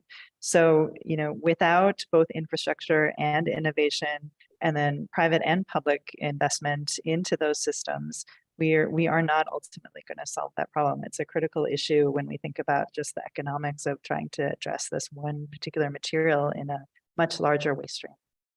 Thank you, Alan. Those are very, very good perspectives. And, I actually sometimes advise some impact funds and see some solutions that come through, my table. And there are some innovations, for example, taking plastic waste or the low value plastics and then reusing that as roads, for example. But then the regulation around that and the fire safety and, like a whole operating environment to these new, innovative materials is also a huge other question. So I think we can't really underestimate how many different stakeholders really have to be involved in this. Going to another question that we have, I think maybe we have time for one or two more last ones. There is a question here on Thailand, Dr. Wijan, and it's there are many informal waste pickers already collecting plastic in Thailand. And why can't the manufacturers prioritize this for use? And do we have to set maybe a higher price for this to encourage more local collection? Yeah, in Thailand, we have informal sector get involved for waste, not just plastic, for the waste management. I think we have to look for the whole system. Right now, we are on the process of the informal sector to register with the government sector, and then we can manage. Especially, we are going to apply for the circular economy system in place in the country. That's very important. For example, design for recycle. I mentioned earlier, if we can get started. For example, I can for drinking water, for the drinking bottle, we have at least 3 kinds of plastic. How we can reduce? We can use the single type of plastic. I think it's easy to recycle. Right now, we move. For example, like for the label thing, is the different type of not PET. Not PET, but other type of plastic that when we are recycled, not can go together. We have to separate. That's the thing. We have to look for the life cycle assessment and look for the design for recycle also so very important. We also talk about the bioplastic, how we utilize bioplastic. Bioplastic not replacement the plastic that we use currently, but bioplastic can replace like a single-use plastic. For example, you use for the garbage of the waste, organic waste that go to landfill. That's really good for the environment. For example, why we use the conventional plastic can go to maybe incineration or something. It's depend on, you have to manage. Plastic come to waste. If we have good system for the waste management, system in place, ecosystem in place, I think it's very important for our region. But right now, in even in Thailand, we still have a good system yet. We still try how many garbage we're going to promote for a recycle or for plastic or something like that. That's the point. And circular economy come along. We are going to implement and decide how we can collect the plastic. Thank you. Thanks very much. And with an eye on the time, I'm just going to invite the speakers to give your closing thoughts, as well as, if there's one thing that you'd like to see from this treaty that's going to be negotiated next week, what would it be? Zuhair, I would invite you to give your closing remarks first. No, thank you, Jessica. I think that we all, the civil society people, youth, and other actors, they should advocate for keeping the provision of, grant-based funding options for the LDCs and the low middle income countries. And this fund should go to the, the waste speakers, the innovators, the entrepreneurs who are maybe, discovering new eco-friendly alternatives of plastic and phasing out single plastic. And also we need to think of, like, if everything go well and we have a very strong plastic treaty, what will happen to the plastic waste which we have already dumped into the ocean? We also need to think about that. We need to invest in the in creating new knowledge and technologies, how we can maybe recover those and make our ocean clean, because it's really persecuting our species and affecting the health of marine biodiversity. So I would suggest that this instrument or the treaty should really address the funding provisions for all of these actions. Thank you. Thank you very much. Very good points made there. Ellen? Thanks. Just building on what Zuhair said, I completely agree. And I think part of the process needs to be inclusive of the waste workers and take more of an equity and gender lens into the whole issue as they're negotiating.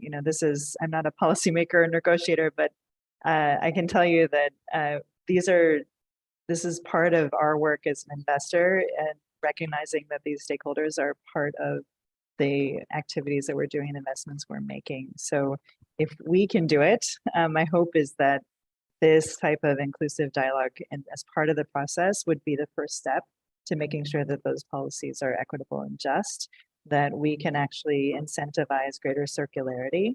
And for me, that most tangibly sort of relates to the interplay of funding and financing from different sources, and how we ensure that the people who are involved throughout the value chain actually are treated with dignity and have a seat at the table. Excellent. Thank you so much, Ellen. Karyanto? Yes, for our point of view, I think the negotiations should, consider the interests of those who involved, which is that is very important. And then how to really ensure to really promote the collaborations and sharing in terms of the data, resources, and best practices to really create kind of a positive environment and win-win solutions for relevant parties. Which is we believe that we have the same objective ambitions, how to solve the plastic challenge for our future. Thank you. Thank you very much. Very well said. And last but not least, Dr. Widang. Thank you very much. I think we have to follow principle of common but differentiate responsibility. I think especially technology and funding sharing from developed country to developing country, I think is really important for plastic management. I think developed country already done a good thing. How we can learn from them, implement in our country. I think it's really important. Technology transfer, that's the funding support to implement plastic waste and also the waste management for the local authority. Actually, in our country, waste management belong to local authority. How we build up capacity of local authority, I think is really important. The separation of the plastic, the aggregation of the waste, I think still very important for us. And also circular economy, how we translate circular economy come to action for developing country would be good. Thank you. Thank you so much, Dr. Wijan. I hear echoes of the climate negotiations here with the common but differentiate principles. But hopefully, given that the plastic pollution problem is so immediate and is so focused, that we would have, a set of very, very strong results from the INC meeting next week. And I want to thank all the panelists today for all your insights. I've learned so much from all of you, and also to all our participants for your comments and your questions. I'm sorry if we didn't manage to go through all of them. Really just scratching the surface here with the discussion today, but perhaps it would have provided us with a lot of food for thought and also actionable items that we can bring into the negotiations next week. I would like to get all my panelists to just smile for the camera as we take a group shot. If you could give me your winning smiles on the count of 3, 2, 1. Thank you very much, and I would now like to hand over the time to Deanne. Thank you again.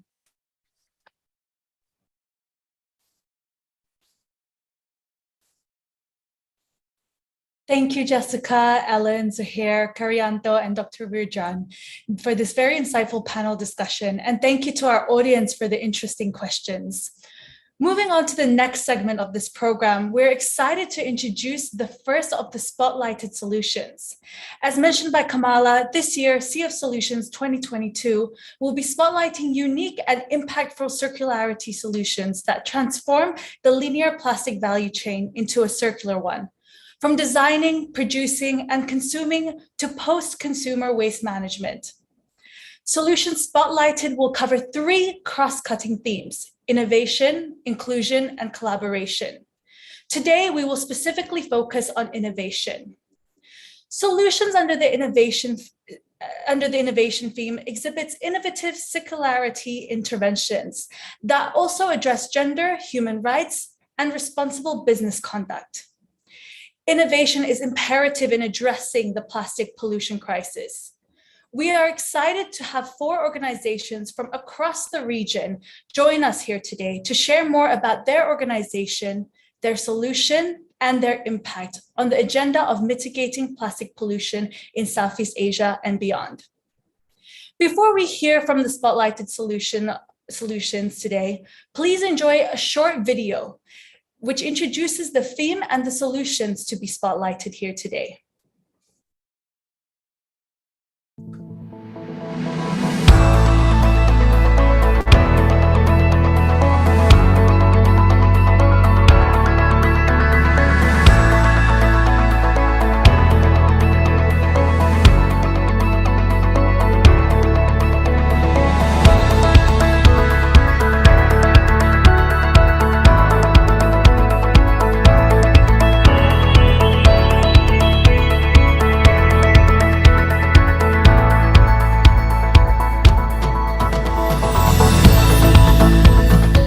Our initiative aims at rationalizing the drinking water practices by allowing businesses and hotels to achieve their transition from single-use plastic bottles to environmental friendly and reusable packaging.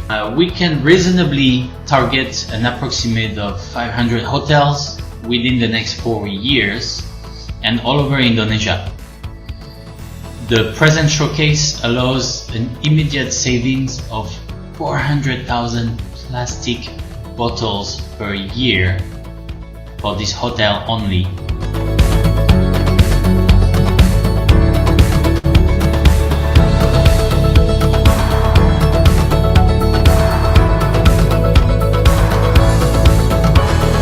Our mission is mainly to find an innovation to actually extract, to recognize and extract the value or the inherent property of plastic scrap and convert it into a high value material or a high performance material which can be commercialized.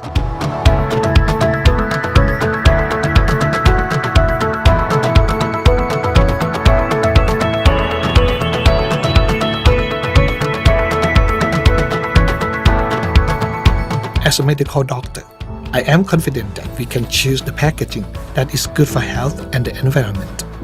Therefore, I am determined to create a genuinely innovative packaging that makes the solution for our health, environment, and world. Hence, our containers are made from natural plant, the origin of the plant glass, the natural plant fiber products for health and the environment.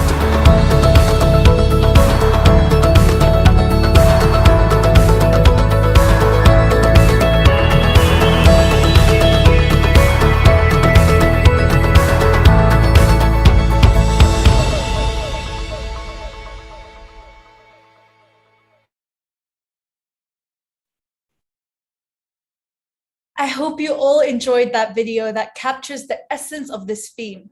Without further ado, I would like to welcome our first spotlighted solution to share about their work. I will now like to invite Dr. Virachat, CEO and founder of Grazie, to share about their organization. Grazie is a nature-based food packaging company, an alternative to single-use plastic.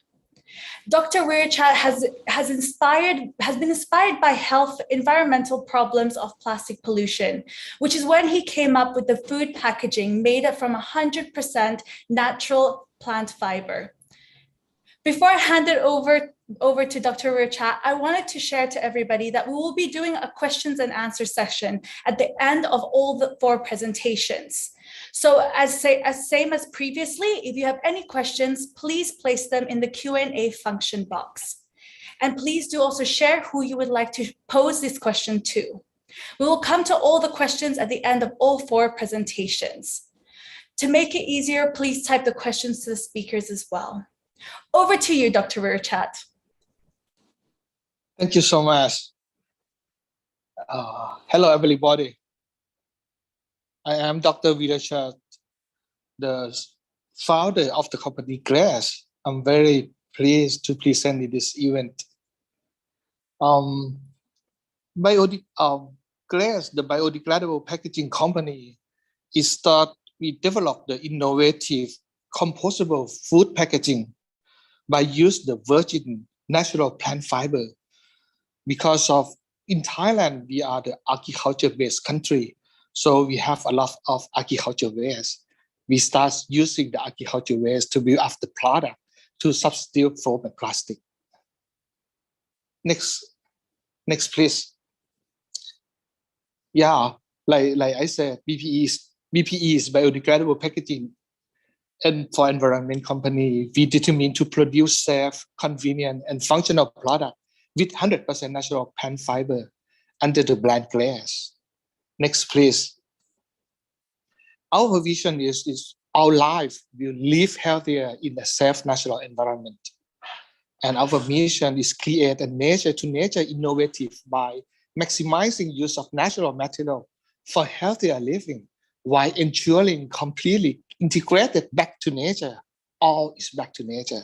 And we offer the innovative biorenewable solution for quality of life and safe environment. Next. Yeah, because like I said, in Thailand, we are the agriculture-based country. So we give the innovation, we innovate the product from a virgin agriculture waste to a value added of food packaging. And this, the thing that we think is the circular economy, we produce is from nature. Take all the agricultural waste by using and make the product by use very low energy, and we do it by the solar energy also. And all of our product is 100% natural plant fiber, so become 100% fertilized for plant later also. Next. Yeah, like I said, it's 100% natural plant fiber. It's production by the solar energy, and we do clean and 100% compostable without any laminated plastic. No laminated plastic. And after you use it, it's fertilized to grow up the new plant. Next, please. Yeah, the innovation that we make for the product right now, we do both the food packaging and non-food packaging. The food packaging that we do, we're not only doing for only contain the food, but we still develop it to prevent food and preserve food also. And for the non-food packaging, we can do the medical equipment, the medical supply, and others. So next, I can show you in next slide. Yeah.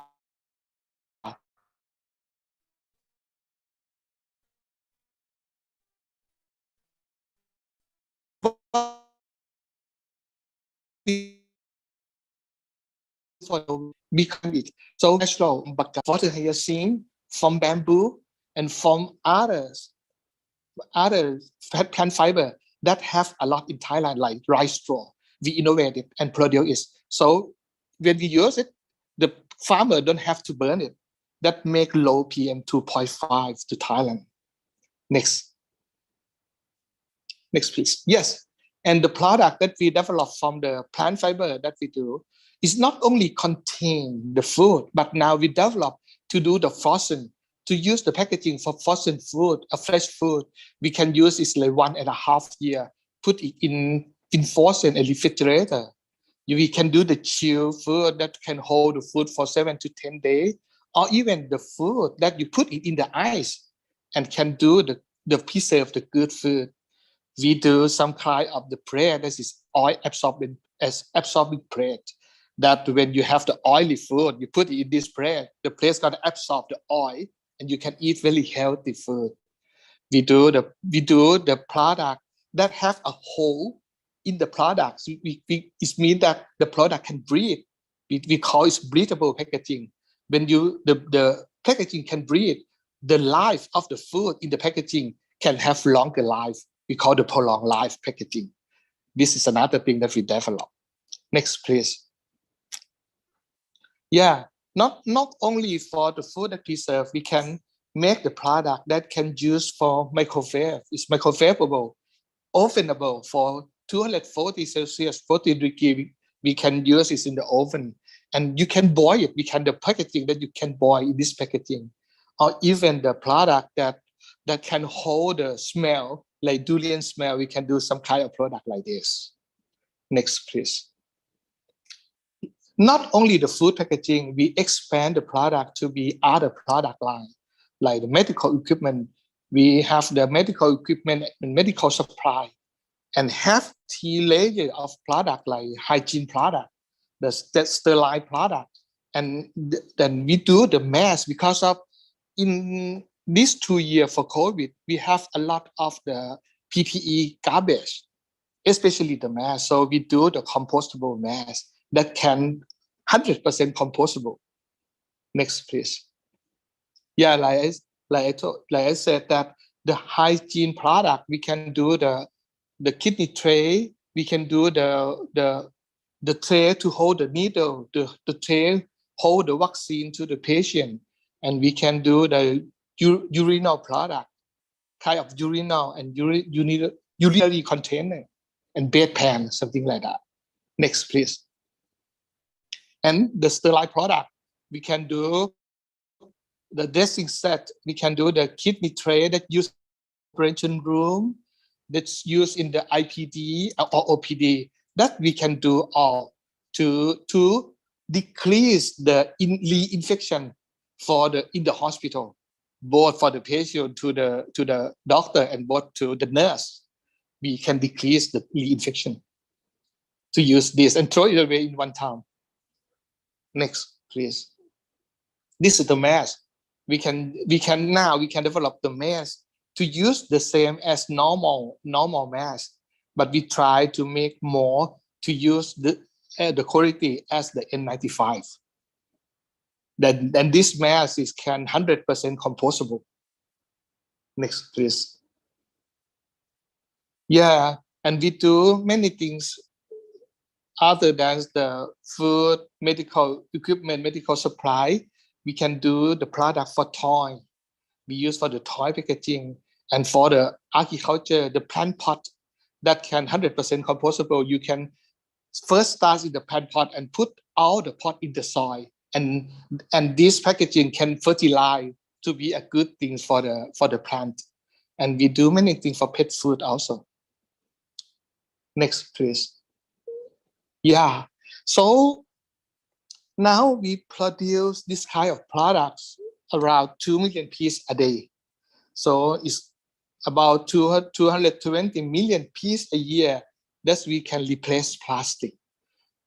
You don't have to do anything with this product. You can put in the garbage or even put it in your backyard. So it's gonna be 100% compostable in 45 days. And we can reduce the microplastic, that leakage to the ocean and the soil, and we slow down the pollution of PM2.5 because of burning of agricultural waste. When we use agricultural waste to produce our product, the agricultural waste is going to have the value and people not burn it. And we can convert more than 400 tons a year to be a good container as glass for food and non-food container. And all that we do is can be composed in 45 days. So everything that we do, when you throw it away, is going to fertilize to produce the new plants. That's what we do for our product. Next, please. Yeah, not only for the world, but for our health also. You don't have the pollution of PM2.5, but more than that, you don't have to face with the toxic from carcinogen, from foam and plastic, or toxic on some chemical from foam and plastic. That can decrease your risk for carcinogen and for other toxic substance. Next, please. Yeah, what we do is very compared to the Sustainable Development Goals impact. We can make some good health and well-being on number 3, and we can do the sustainable city and community for number 11. We make really good for the life below water because we slow down the microplastic that have a lot in our ocean right now. And the life on land also, our product can be fertilized, so they grow up the new plant in the world. Next, please. Yeah, this all what we do for glass. The new thing that we start changing since the first start of use. We don't do the recycle. We don't do any about eliminate it after use it, but we doing at the first hand. That's all for glass. Thank you.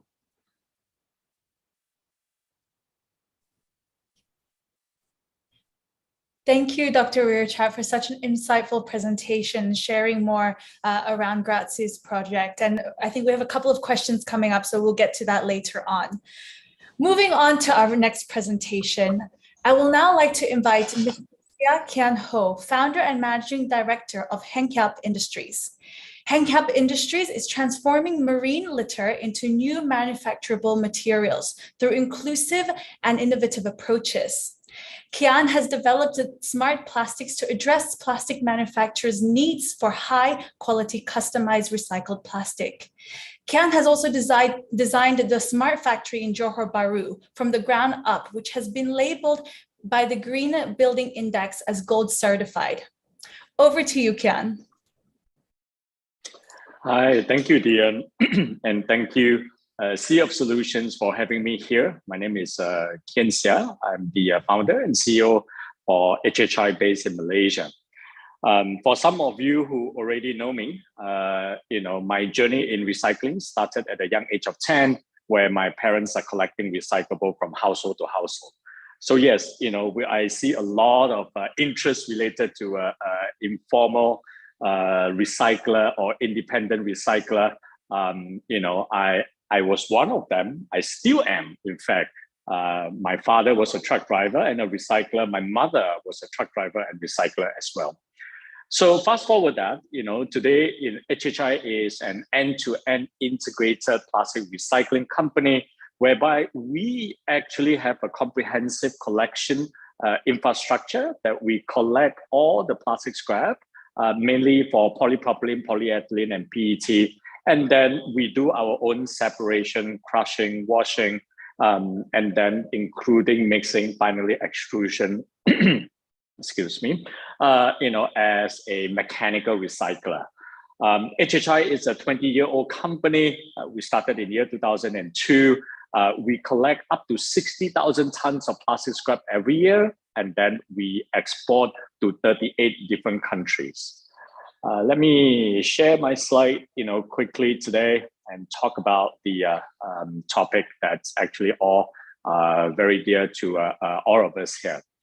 Now, the big milestone for HHI is that when HHI, let me share the right folder. Pardon me here. So the big milestone happened 7 years ago when we moved to a new factory. As a mechanical recycling company, we know that mechanical recycling is great, but we use too much electricity. So we decided to make our own electricity.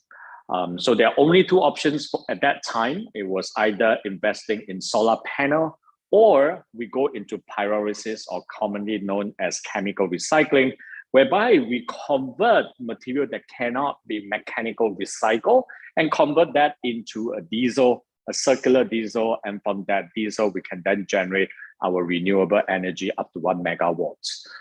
So we managed to do that and invest in a 2 kGA pyrolysis plant, whereby we can power our own electricity up to 1 megawatt. So that was really, really exciting, and we were harvesting rainwater so that can support 100% of any of the washing that's required within the facility, so that we can work in an off-grid environment whereby the plastic recycling, or HHI as the plastic recycling company and a smart factory is sustainable enough that we could, technically operate without any, direct supply of electricity or water.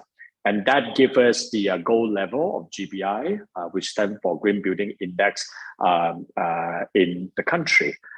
So that's very exciting. And today, we mainly want to share our innovation in transforming plastic, marine pollution, or marine litter into innovative material through our approaches. Now, let's start with the problem. I think, right before pandemic, marine pollution and plastic pollution was dominating headlines. And these are some of the trend that could, be worrisome. The first one is the global plastic production. In year 2014, we have 311 million tons, and then, 311 million tons, and then it's growing very, very quickly to 1.124 by 2050. That's the projection. The ratio of plastic to fish in the ocean, or fishes in the ocean, we saw that it's increasing from a 1:5 ratio to more plastic than fishes in the ocean, and we all read about that. The plastic share of global oil consumption will increase from 6% in 2014 to 20% by 2050. And then, of course, the plastic share of carbon budget will increase from 1% to 15%. So these are very, very important trends. And when we look into the whole impact of plastic problem, we still see a rather fragmented linear consumption, whereby design, production, distribution, consumption, collection, and recycling still operating in a rather fragmented manner. And then, how are we going to bend the linear economy into a circular one, become a very, very important discussion among the stakeholders. Now, when all this was happening year 2019, we start to relook into what we can do. And then, it kind of boils down into three main pillars. Number one, it's promoting circularity. We actually see that, one of the trends will basically be using more recycled content, into our plastic product, starting with packaging to encourage more continual use of resources. And then the second thing is basically to reduce the GHG emission. This part is very important because increasingly, especially when we are being confronted with this climate crisis, the overall GHG emission becomes a very important aspect. And then, of course, preventing waste leakages is also an area that's actually very important. That how can we prevent plastic after consumption or plastic scrap under consumption from going into a mismanaged landfill or leaking into river, to the ocean, or even open fire. So as an integrated end-to-end plastic recycling company, we then thought of our innovation of collecting, ocean-bound plastic, which cannot be mechanically recycled, and use a chemical recycling to convert that into a circular naphtha. Now, in my next slide, I'll share a little bit more about our ocean plastic collection, how part of that collection will go into mechanical recycling. But the key part is that, a big chunk of the material that we collected from ocean-bound, whereby we extended our integrated network to collect all this ocean-bound plastic, a big chunk of this cannot be mechanical recycled. So then we decided to use chemical recycling, whereby we pre-treat and clean the material so that it goes into a kiln or a reactor, so that we can let the pyrolysis process take place.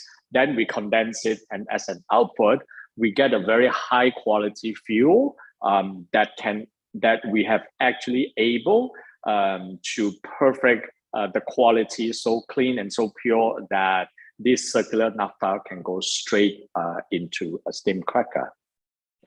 So as partially mentioned earlier on, so there are four main key initiatives. The first part is on the collection, that we collect the ocean-bound plastic material through our network and through collaboration with NGOs and also the independent informal community. The second part is actually recovering and reprocessing this material so that it becomes a material or a base, pre-treated material with certain consistency or certain integrity in terms of its quality.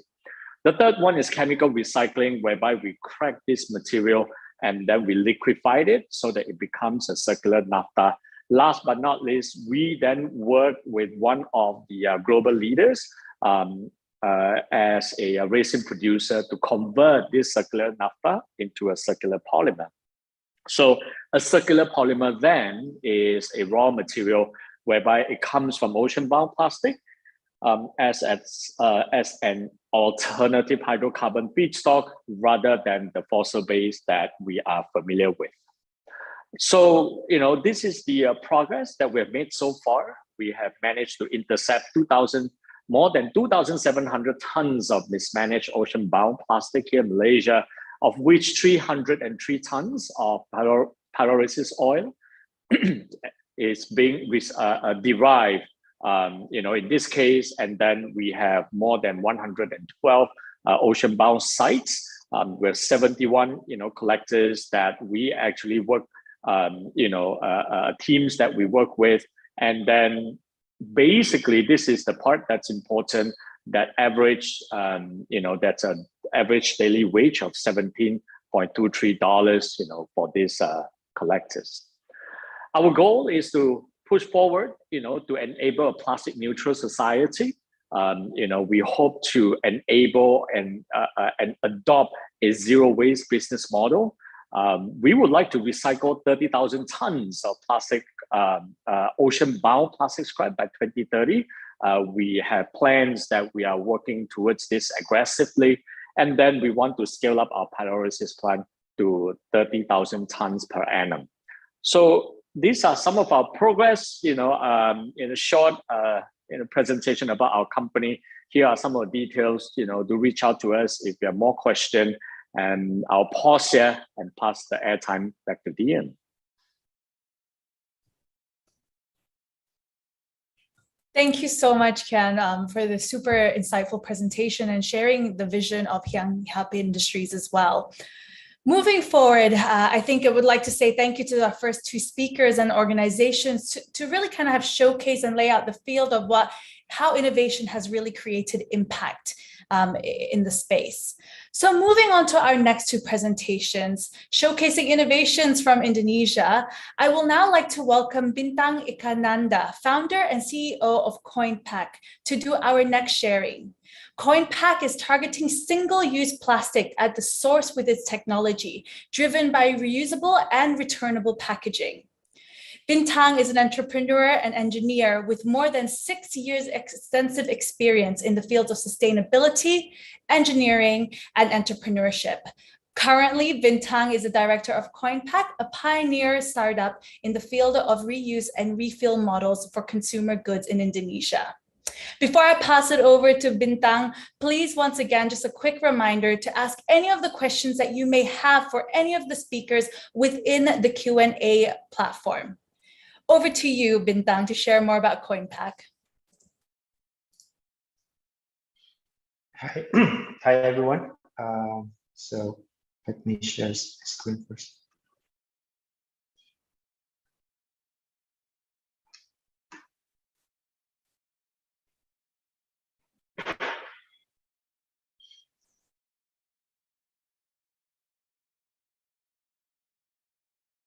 So yeah, hi everyone. Thanks for the opportunity for the Sea of Solutions. My name is Bintang. I'm the director and co-founder of CoinPack. So currently I'll share with you about our work in developing and building reuse solution in Indonesia to prevent single-use plastic waste. So first of all, I'd like to share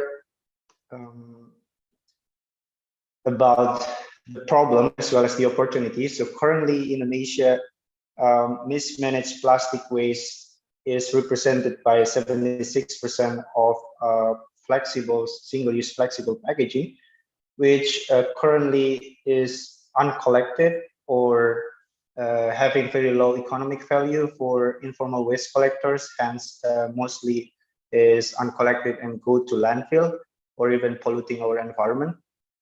And we see an opportunity that Indonesia targets for, we have like very ambitious target in Indonesia to reduce 70% of marine plastic leakage by 70%.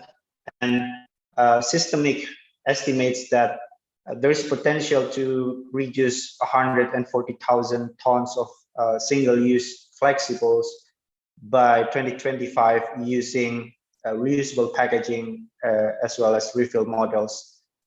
Indonesia also has a very ambitious target to obligate producers to reduce their waste, especially from retailers, FMCG companies, as well as restaurants until 2029.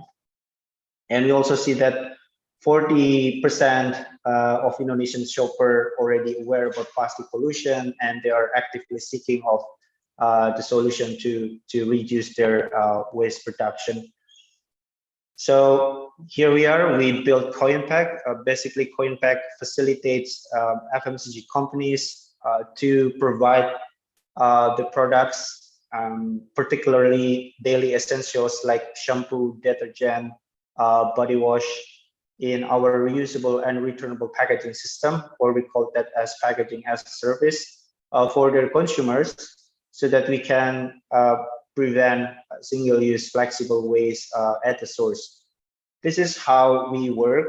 So basically, we are working with these FMCG partners. We are providing our packaging. They will fill this packaging with their products within their site, so making sure the quality as well as the hygiene. And then we are distributing this product to consumers via two ways. First is via retailers. I'll explain what kind of retailers that we have. A second way is to distribute or sell them directly via home delivery service to our consumers.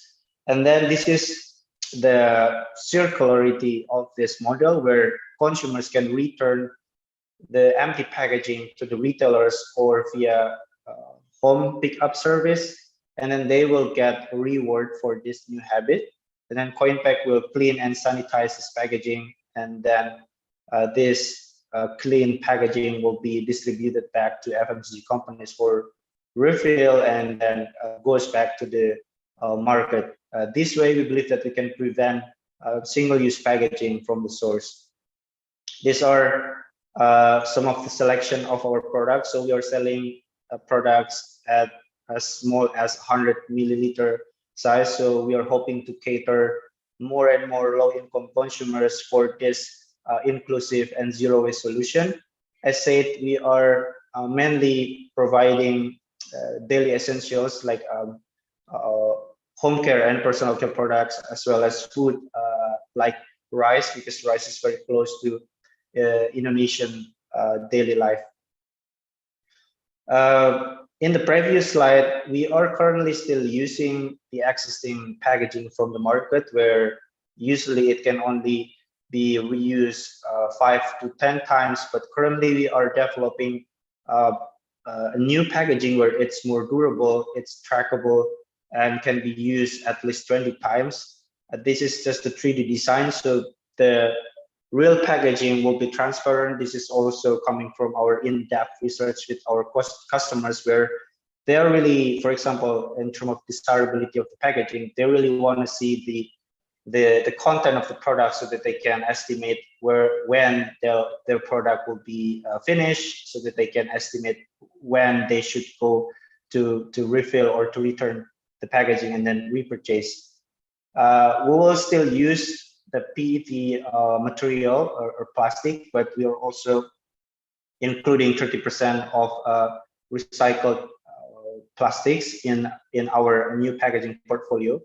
And we are also producing universal packaging. So in terms of shape, that will be identical for different size. So it will also make the logistic part is much more efficient. These are our value propositions for the supply chain. So basically, as said, for our consumers, I'll also explain later a bit about who is our target market. They can get a 20% up to 20% saving after they're returning the packaging. And then for the sales points or retailers, they will have more and more loyal consumers, because their customers keep coming back to return the packaging and then repurchase. Also up to 15 income increase for certain type of retailers, for example, like our peer-to-peer agents. I'll also explain that a bit more in the next slide. We are empowering housewives to be able to sell products and then earning additional income for their household. And of course, for the FMCG companies, we are helping them to achieve their sustainability goals much faster by transitioning into our solution. As said, we are working with sales points, mainly our community based. If you're familiar with waste bank communities in Indonesia, we are working with them to promote and then sell our products, promote the system, educate the markets, as well as warungs or mom and pop stores in several. It's similar like mom and pop stores. These are a couple of our activities in the field to educate the consumers, to educate our sales points, to promote this system. These are the target market. As said, we are really want to make this solution inclusive. We are really targeting the consumers who are, for example, consuming sachet in chains for their daily household. That's why we are selling products in packaging with as small as 100 milliliter. Mostly our housewives with social economic status C to D, spending per month is around 1 to 2 million Indonesian rupiah, with the age 30 to 40 years old. And their main drivers is actually savings and convenience, because with the home pickup service, for example, for the packaging return, that is increasing the convenience of this circular model for this type of low-income consumers. Their main influence is really on their peers, so that's why we are really working from grassroots. We are working with a local champion in the neighborhood level. We are working with them to influence each other to spread the word of mouth of the solution, so that they are trying and then sticking into this reusable packaging system. So far we have been available in 100 retailers or sales points, mainly are women-led waste banks and war room stores, as well as peer-to-peer agents as our retailers or sales points. We have served more than 2,500 users so far, creating at least 10 to 20% savings per purchase for them. In terms of impact, environmental impact, we have been able to prevent around 349,000 single-use flexibles from this solution. And in Greater Jakarta only, because currently we are only operating in Greater Jakarta. We are also partnering with 5+ local and global FMCG companies, and we expect more to join next year. These are a couple of the innovations that we are currently deploying. So you can see that these are the return packaging from the users, and then just playing some slides. This is how we clean our packaging in-house before the packaging goes to the refill process.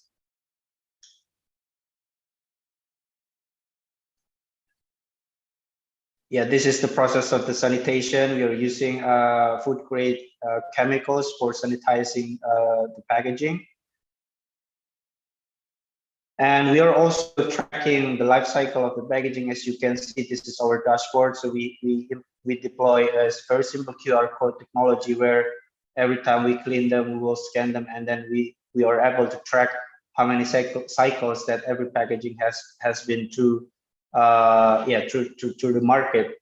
That is very important, especially for FMCG companies to be able to justify the cost of the packaging. We treat this packaging as an asset rather than as a product that is discarded after single usage. This is our plan. So we believe that we are currently having a self-sustaining business model, packaging as a service. We are basically capturing gross margin from distribution and sales of products around 28%. We are also charging a fee for the packaging that we are cleaning and then send or ship to the FMCG partners. We will focus to expand our sales points or retailers to 2,500 points in the next 2 years. We're expected to be able to break even at the time by generating around $2.7 million in revenue. And then after that, we will try to expand the solution, not just in other cities in Indonesia, but also in similar characteristic of cities like Jakarta, where the usage of products in multi-layer packaging, like for example, Philippines, Malaysia, could be replicating this solution. This is my last slide. So these are a couple of awards that we received. The latest is coming from ADB. So I think this is also increasing our hope and confidence, where ADB are providing funding for circular solution and reusable packaging solution like coin. I think that's all from my side.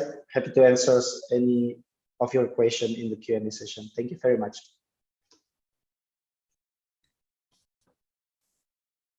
Thank you so much, Bintang, for the sharing about the innovative work that CoinPack is currently doing. On to our last presentation for today. Our final presentation in the innovative track and the last one for today is by PT Pipa. I would like to now invite Nicholas Perez, Technical Director at PT Pipa, to share about the innovative work that they are doing at Pipa, where they are rethinking traditional drinking water systems and moving towards zero plastic packaging in the process. Nicholas has accumulated experience within the Indonesian market since 2008, driven by the determination and growing concern for the country's exceptional diversity, gaining specialization in water resource management and environmental sustainability. Over to you, Nicholas.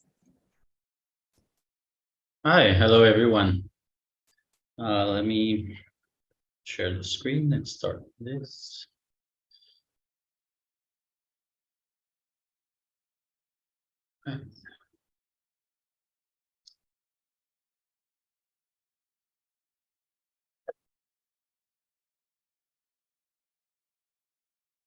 Yeah, I hope you're able to see.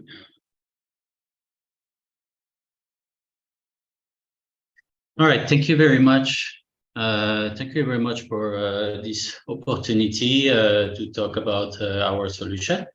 My name is Nicholas. I am a French citizen, but I have been living in Indonesia for more than 20 years now. And today I'm driving innovation and leading the technical department of our company, PT Pipa.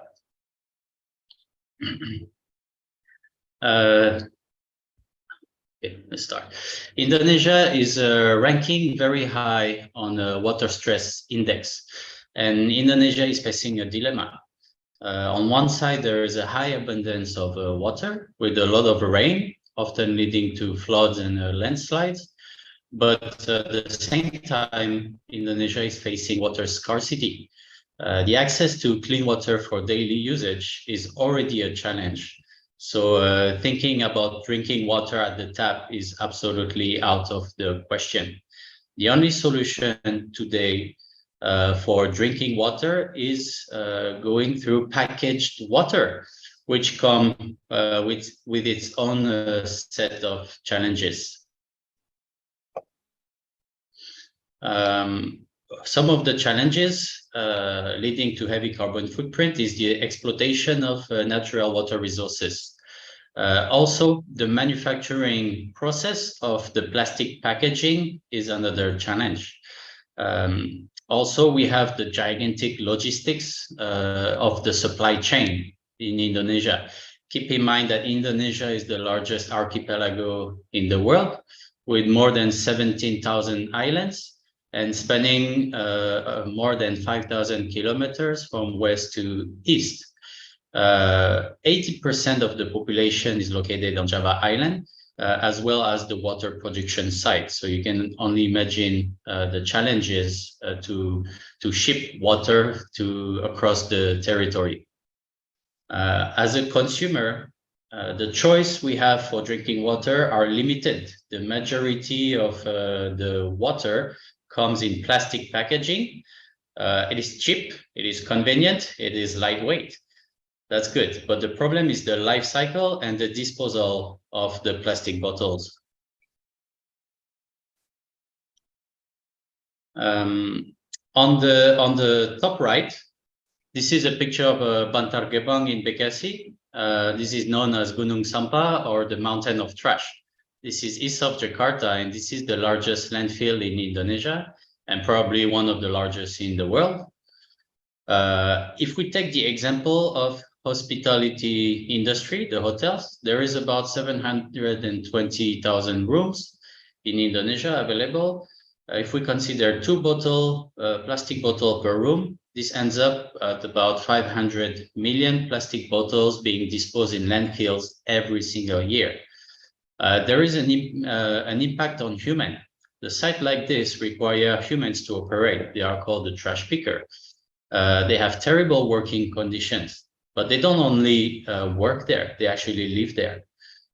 Some of the children are born there, and some of them is the only thing they've seen all their life. And they go through sorting different trash, and some of them is plastics. The bottles mostly end up in landfills, but not always. Indonesia has open sewer system, and very often the plastic bottles, after we finish drinking, end up in the rivers, which end up in our oceans. Also, the packaged water is very expensive. Actually, it's not accessible to everyone.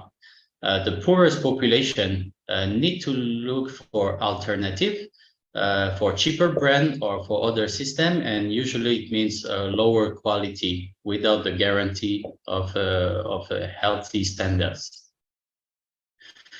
Another issue is that Jakarta is facing air pollution. Everybody knows that. And the trucks and heavy vehicles are part of the problem, from the production site to the delivery site and the access point of water. Also, the garbage trucks that are lining up all day and every day at the landfills are part of this problem, and they should be considered in the whole supply chain of the drinking water and considered in the carbon footprint as well. So our mission is to tackle the challenge of plastic pollution and water crisis at the same time by providing a circular economy action plan. We are focusing initially on hospitality sector with immediate solution to support their transition from single-use plastics to sustainable and reusable packaging. This is what we have developed. It is on-site drinking water bottling plants. This is our pilot project in Mercure Convention Center in North Jakarta in Ancol. This hotel has shown a great leadership and commitment to sustainability, despite the difficult last 2 years that we have all gone through. By the way, this was commissioned in April of this year, so this is a recent initiative. In here, the users can produce high quality drinking water on site, on their own site, using municipality water. We are using the most advanced purification technology from Blue Water Sweden. This system allows the hotel to transition from single-use plastic to washable and reusable glass bottle. Therefore, we are reducing drastically the carbon footprint because there are no more logistics involved in this. Of course, we had to undertake several initiatives to justify the cost benefit of this innovation. It included mobilizing policymakers and civil society mindset. We had to sort of prepare the terrain and have people ready to welcome our innovative solution. We also had to empower the Indonesian industries to adjust to our vision. We had to start from scratch because the equipment were not readily available on the market or in the factory. We had to sit down and work out on the design and the end product and the standards as well. Finally, the communication initiative to media platform and to government representative were crucial to spread the message. If we take the example of Hotel Mercure in Ancol, as I showed you previously, this has about 400 rooms. It allows saving 500,000 plastic bottles every year. And the return on investment for such project was only 14 months. This pilot project has been rewarded by WTM London early this month with the World Responsible Tourism Award Gold Medal. And today we are in position to support the whole hospitality sector and offer an immediate solution to achieve their sustainability commitment. We receive support and visibility from various local media here, and we are proud to see that the initiative also allows to empower the user by switching from a polluter position to an actor of change. Now we are aiming to lead the transformation of clean water access and support the transition from single-use plastic bottle to sustainable packaging. We are targeting 500 hotels within a 5-year time frame, with horizontal growth to other sectors as well, such as industry, factories, or education, universities as well. We are looking to prevent 100 million bottles ending up in landfills by 2026 and to reduce the associated carbon emissions. To accelerate this development, we are also offering a build, own, and operate solution where we install our system at the client location with no capital required from the user, and they only pay the bottles that they are using. Of course, the challenge, one of the biggest challenge we faced is that the hotels, they prefer to focus on their core activity rather than produce drinking water. It required the new mindset to trigger the sense of ownership and responsibility of the operators. The budget allocation is also a problem. We all know that the tourism sector is still recovering, so we had to develop a financial mechanism to allow installing our system without any investment from the user. And today we can have our own team operating our bottling plant at the user location. And as part of our performance commitment, we also undertake all the required certification, licenses, and permits. Of course, our vision is to use the hospitality sector's leadership as a launching ramp to reach out to the larger public and to familiarize with the technology and the solution. We will focus on hotels in Jakarta and Java area first and quickly expand to the rest of Indonesia.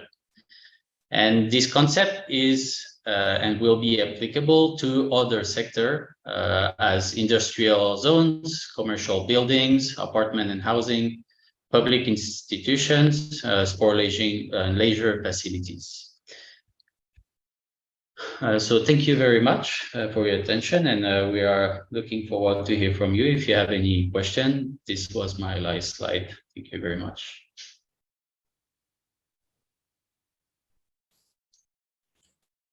Thank you so much, Nicholas.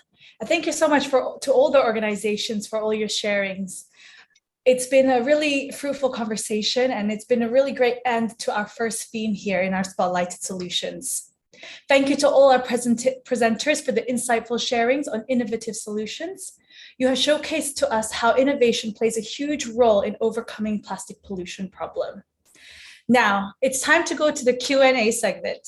So can I please ask for all of our speakers to please turn on their cameras and come back onto the stage with me. So I have Kian here, I have Nicholas, Dr. Wirachad, Bintang, if you could turn on your cameras. We have some exciting questions coming up from our chat box here. Okay, so I'm just checking how much time we have. I think we'll at least do one question per speaker. And apologies for those of you if I don't get to your question, we'll still try to answer your question somehow, okay?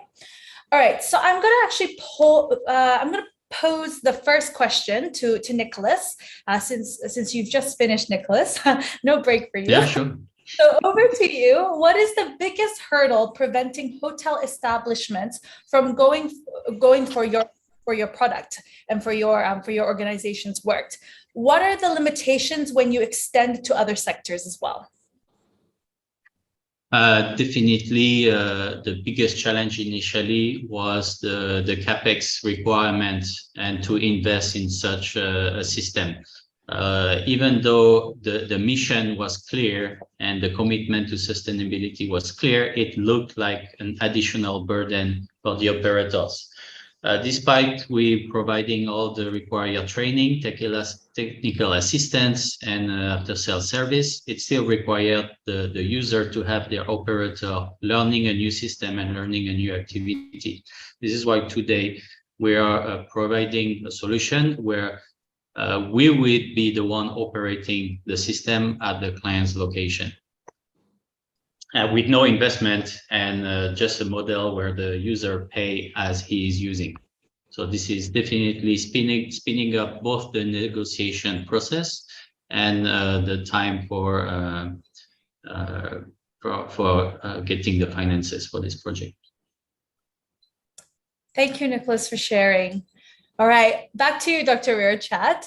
I think this is a question from one of the audience members. What is the decomposting rate of the products that you have within freshwater and seawater? Normally the freshwater, normally we can decompose in 45 days, but if you do in the freshwater, it's a little bit quicker, faster, about 30 to 40 days. But for the seawater, it's a little bit longer, about 50 to 60 days. Kind of that, but it's quite like 30 to 60. This the thing that compose the same as other normal fiber is like this. Thank you for sharing. And just a reminder, we are still taking questions. So if you have any further questions, please drop them down in the Q&A and we'll get to them as well, okay? All right, moving on to you, Kian. What is preventing investors and entrepreneurs from jumping into the sector to scale further? Sorry, I missed that. Can you repeat that again? Of course. What is preventing investors and entrepreneurs from jumping into this sector at scale? Well, I believe that when you look at the let's scope the question. I think it's plastic recycling as a whole, or is this regarding the pyrolysis at scale? I just want to be sure of the scope. Let's go specific. There was no specific area, but let's go with the latter. With your. Okay. Yeah. Sure. I think for pyrolysis, number one is the investment, because it does require a longer ROI. If let's say it is a big investment, if let's say the ROI is short, then it's shorter. Then you are able to actually get interested investor to actually invest in this. So part one is always the investment. Part two, it's really the understanding of that feedstock, knowing what to do, how to separate that, pre-treat and prepare the material so that it actually have that consistency. So the accessibility and also to be able to prepare that. That's the second challenge. And the third one, it's then the experience to be able to run the pyrolysis process. And to be a pyrolysis operator, you really need to have a good understanding of the feedstock, of the process, and what is the final outcome or what is the final output in terms of its quality, so that the off-taker could actually spec that in. So I think these are the three main parameters or issues that needs to be addressed. Thank you so much, Kian. Over to you, Bintang at CoinPack. How is the business scalable given the seemingly laborious method of cleaning for recycling of the bottled packaging? Yeah, thanks for the question. So that's why we are currently developing a cleaning machine. I think we are adopting from several established cleaning machine and then trying to modify that so that it's able to accommodate our type of packaging. And then it's a combination between labor as well as a machine. And the packaging is very easy to clean because we're only selling products that is not very viscous. So it's easy to clean, not provide leftover of the products inside the packaging. So it's also very, very quick to be clean. At certain level, you will reach unit economics of this process when you are combining the cleaning machine as well as labor on that process. Thank you, Bintang. And I think I'll just stay with you here for a moment, Bintang. I know that a lot of your work is actually, you're working with other organizations and you're working with other partnerships as well in order to kind of scale up your work as well. So maybe if you can share with us some key learnings on working with partners in developing alternative packaging materials. Yeah, so we are working with Alpla, a packaging producer based in Austria. So basically, you share the same vision and mission. Like they are really promoting, developing an alternative for packaging. So it's not just alternative material, but also the alternative delivery system. In this case, we are choosing to focus on reusable packaging, and it's still using plastic for a couple of reasons, because of course that is cheaper, light as well, and again it's also easy to clean. The problem is not the plastic itself, in my opinion, but also the habit of throwing away this plastic. But yeah, trying to educate, that's really the market. It's really the main challenge, where you have to make them reuse this packaging multiple times rather than the material itself. Thank you so much, Bintang. And Dr. Weerachat, I just wanted to come back to you with a couple more questions before we end off. Because have you okay, sorry, I'm just thinking about how to ask this question. A life cycle assessment of products is normally done, right? So I just wanted to ask of your life cycle assessment of your products, to assess your products and the impact of your products. Have you been able to determine whether it is truly improved over the past few years since you've been doing this? You're on mute, Dr. Weerachat. Dr. Weerachat, you're on mute. Sorry. Yep. You mean that how we expand this kind of product to let people know about this, right? I think yes. At first, we have a problem because this is alternative product, and we have to educate people a lot that our product can substitute plastic. And it's good enough to do it. At first, we have a big gap of price, but because of the force of the world and the people have studied more about this, so the economy of scale we have less gap, and now people more and more love to use it because they know that's good for your health and good for the world also. Thank you, Dr. Weerachat. And maybe I know you have to head off in a minute, and I'll come back to the rest of the speakers in just a moment. But just one last question for you before you head off. Would this packaging materials be cost effective? You discussed how there was a gap before, right? So would this packaging of materials be cost effective? And if it raises the overall price of the products, why and how do manufacturers would be interested in adopting this material? So I think you shared a little bit, but how are they adopting these materials?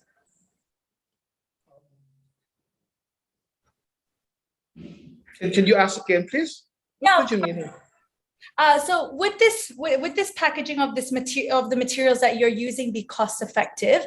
Because it is rising the prices of the other products, right? So why would manufacturers be interested in adopting your products?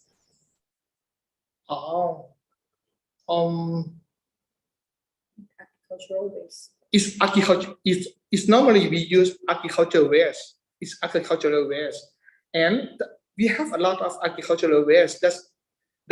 They don't have no cost if you use the waste from the agriculture. Yes, but the logistic and the way we produce it have some cost. If we can lower down the cost and do some pre-process of this, now more and more is cost effective for that.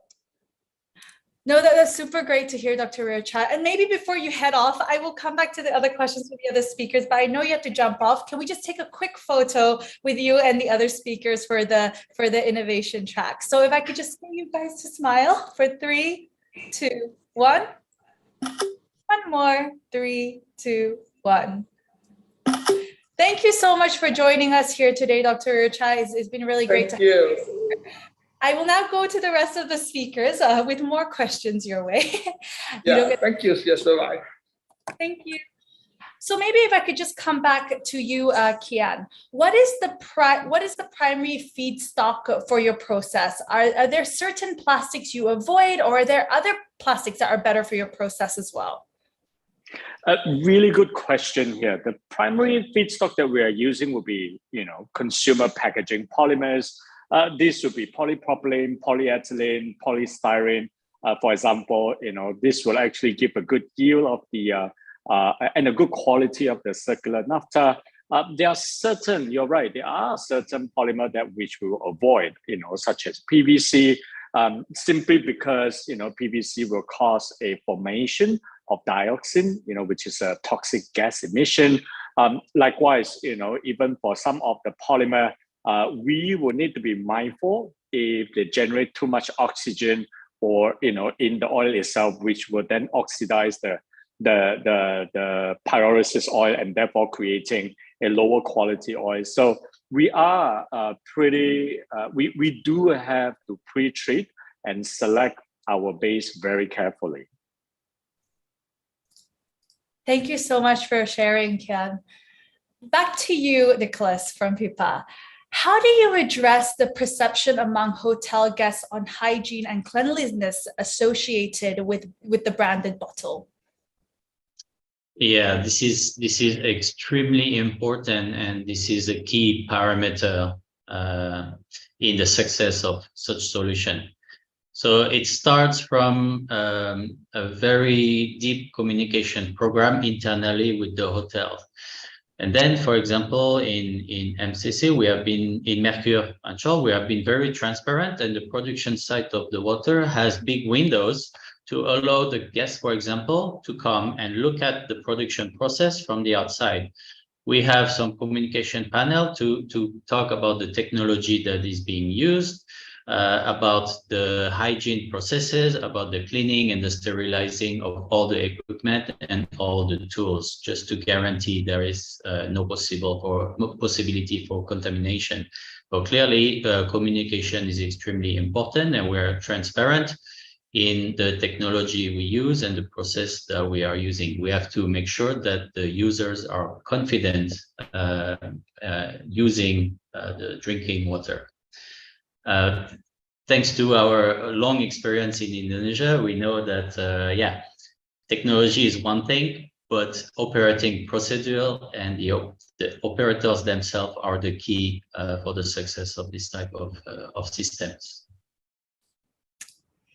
Thank you, Nicholas. Maybe just one more question for you here. And I think this is quite interesting, as I know in Indonesia, there's many small islands, right? So is it viable to apply the solution in a small island tourism context as well? Well, yeah, it absolutely makes sense.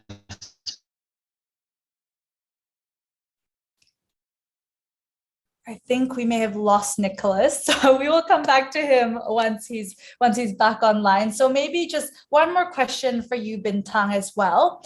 I think this question is quite interesting. Do the final consumers pay to ship back their empty packaging, or is it a free service? So yeah, there are two types of services. First is when the customers are purchasing in our retailers. In that case, they are bringing the empty packaging back when they are repurchasing. And the second one is the home delivery service. Usually the customers will pay for a delivery cost, but at certain amount of order, we will provide them with, free delivery cost. And then usually during the delivery of the products, we are also taking back the empty packaging. So basically, the courier is not bringing empty back when they are returning to our hub. So that's how the logistic process works at the moment. Thank you for sharing, Bintang. All right, maybe I can just pass it back to Nicholas before I send off you all with one closing question. Over to you, Nicholas. All right, I'm back. To answer quickly, we could, yes, it makes sense to install in small island. It all comes down to the cost and what is the current cost of purchasing water for this small hotel. Is he importing water from other bigger island? Is the water available on his island? does he have the operator? But we are going through all this questionnaire and evaluation with the client, and I'll be very happy to hear from the concerned person, and we will then evaluate the possibility to install the system. But we are very flexible on the capacity, on the size and the design, just to make sure that every user can benefit from this solution. No, thank you for sharing, and thank you for everyone here for sharing your insightful innovation solutions, and thank you for answering all the quite difficult questions, actually. I will pose one last question that's actually come from the audience as well for all of you to answer. And that question is, how can the consumer be convinced of the urgency for using environmentally friendly products, as these products are generally a higher price? So maybe we can start with Nicholas, as you were the last one to present earlier, and then we'll go backwards from there. Yeah, it can seem many times an innovative solution come with a hefty price, but in the situation of drinking water, we are used to paying a crazy premium on bottled water. It's way too expensive what we are paying, and when we look at the possibility of purifying our own water that is available from the municipality, it's actually much cheaper. And especially if you are scaling up in terms of volume, it's not costing more. Thank you so much. Bintai, if I can pass it over to you. Yeah, so I think there are a couple of things. First is, of course, as we are working bottom up, basically we are providing the solution, having multi-stakeholders partnerships, like, for example, CoinPack with the FMCG companies to provide more affordable products, because we are working directly with the producers. I think that will at some point even decrease more the cost of the product and eventually the selling price of the product itself. Even in our case, when people are returning the packaging, they get even more cheap products. So it really depends on type of products as well. And second, of course, the legislation. We have seen a lot, great examples in Indonesia to ban plastic bag. I think it's also very important. So we have like top down as well as bottom up approach to make people are eventually switching to this more environmentally friendly solution. Thank you, Bintang. Last but not least, over to you, Kian. I'll try to make it short and try to make it quick. I think, if we look at the entire consumption cost for linear consumption, because after we consume the product, we throw it away, and if we do not control the entire journey after the consumption, most of the time the cost, the actual full consumption cost is going to be high. If, let's say, the scrap has gone to landfill, river, ocean, or even open fire, and if we look into the entire context, then that is a very high cost. It doesn't incur to the consumer directly, but it is a very high cost to the society, to the country, or to the world. Now, in a circular, or if we look into a full circularity type of product, it's being designed, made, consumed, collected back to be recycled, then, all this can actually, because it's under control, then the overall cost is actually lower. Now, for us as an integrated plastic recycler, we collect back all this plastic scrap. And what we do is that we mechanically recycle them so that it can be made and used again. And hypothetically, actually, a rule of thumb is that plastic polymer can be recycled 7 times, mechanically speaking. After 7 times, the molecular structure collapses. Then we can use our chemical recycling to convert that into a circular polymer. And then we make into a new circular polymer to convert that into naphtha. And we then convert and make new plastic polymer again. So then, with this, you can actually have that 7 cycle happening again. So essentially, that 7 cycle of mechanical recycling plus 1 cycle of chemical recycling, that can happen forever. technically speaking. So all we have to do as stakeholders is coming together. It's almost like being a juggler and juggle all this in the air so that the 7+1 can happen forever. And if we were to divide that out, then definitely from a GHG emission point of view, it will be the lowest and the cheapest for the generation to come, for the society and for the world. Thank you so much for that sharing. So fruitful. So that comes to an end for our Q&A session. I would like to once again, thank you, Kian, Bintang, and Nicholas, and of course, Dr. Wirechat for the sharing about your innovative work today and your organization as well. It truly has been a very fruitful discussion today and a fruitful conversation so far. And we're really looking forward to hearing more from other organizations tomorrow about their impactful solutions in inclusion and collaboration theme. Before we go, I am honored to introduce our speaker who will be giving the closing remarks from today's session. Dr. Mushtaq Ahmed Memon, Regional Director for Resource Efficiency at the UNEP Asia Pacific Regional Office. Dr. Mushtaq has been working with UNEP since 2005 with more than 17 years of experience here. He leads UNEP's COVID-19 response on COVID-19 waste management. He is also the project manager of the UN-funded Switch Asia. He led the low carbon lifestyle challenge startups. He has published multiple papers in international journals and participated in major global events and delivering various training programs. Over to you, Dr. Mushtaq.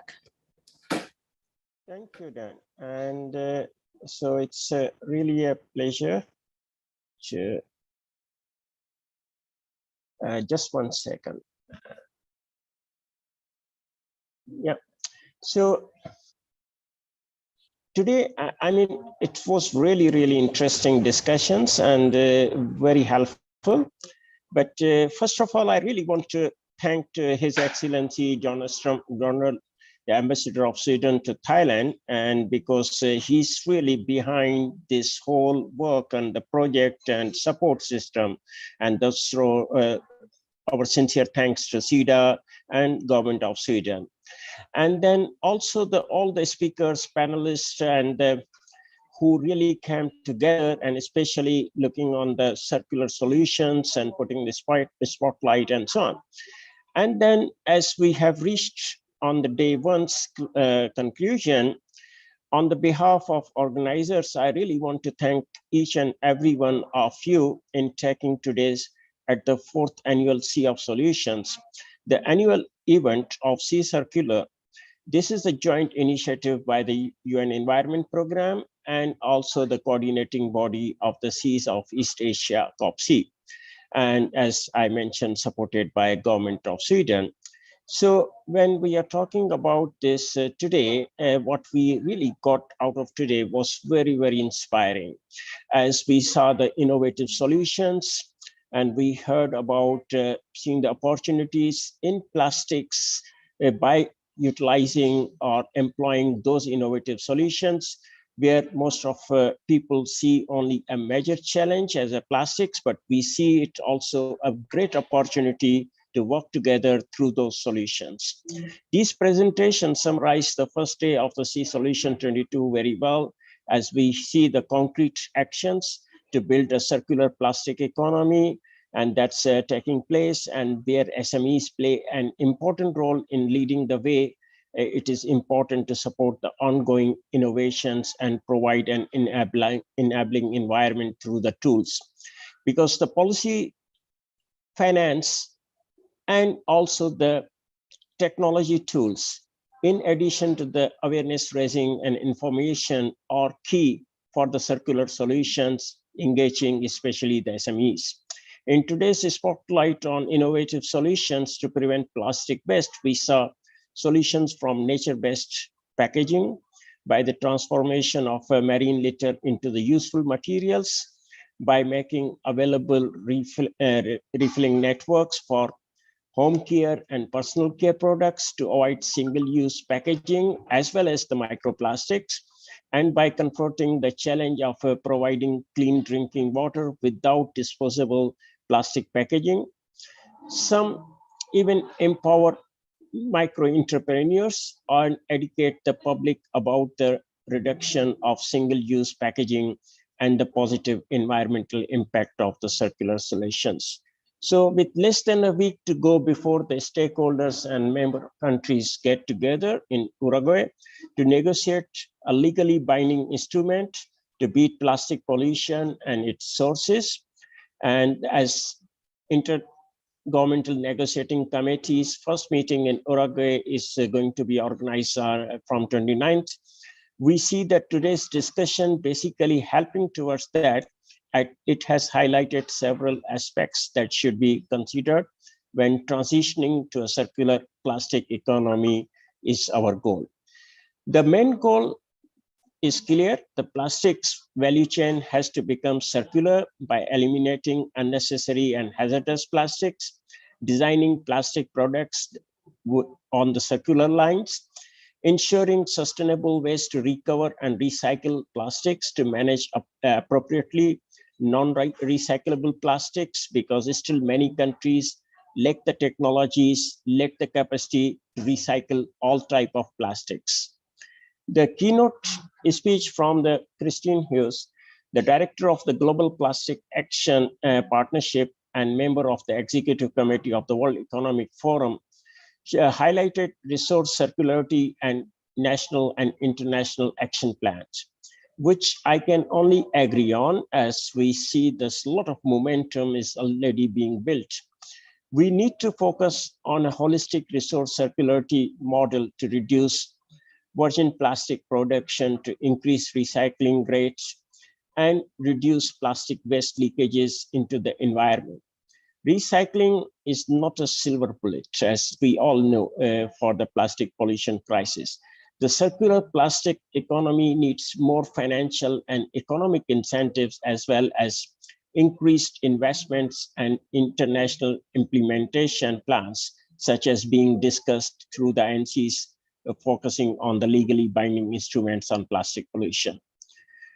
As we saw in follow-up to the keynote, we had chance to turn our eyes to regional level, hearing from the excellent panelists, representative stakeholders from the public and private sector. Science and research and youth are the key, as Asia Pacific is at the heart of the problem, as well as a major opportunity for ending the plastic waste, especially in the marine environment, and as we are focusing also on the plastic-free rivers in the region. The panel discussion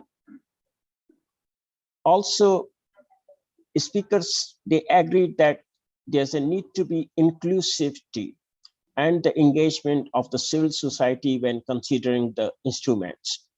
The instruments should protect all workers in value chain, such as the waste workers, and consider gender and equity, those who are involved. The availability of transparency and data and the sharing of technology can help in resetting the policies and solutions to help governments and those in private sector. We can make the decisions about how to reduce plastic production and increase recycling.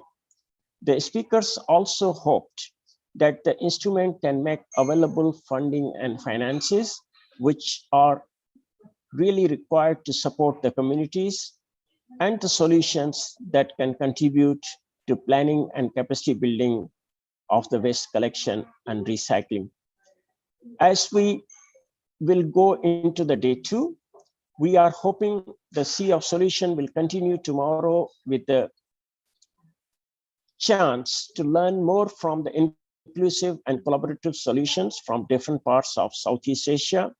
We also looking forward tomorrow for the thematically focused areas, as these are important topics, often does not get attention, and how we can ensure beating plastic pollution and building a circular economy in truly inclusive manner, and take into account human rights and gender equity when we talk about the plastic circularity. The current linear plastic economy and the problems around plastic pollution disproportionately impacts the marginalized communities including the vulnerable classes like gender, children, and so on. Therefore, day 2 will turn the spotlight on solutions that work towards the circular economy without leaving anyone behind, which is a key to achieve Agenda 2030. A number of experts and businesses will come together tomorrow in a panel discussion on the importance of a human rights-based and gender-responsive approach in plastic circularity.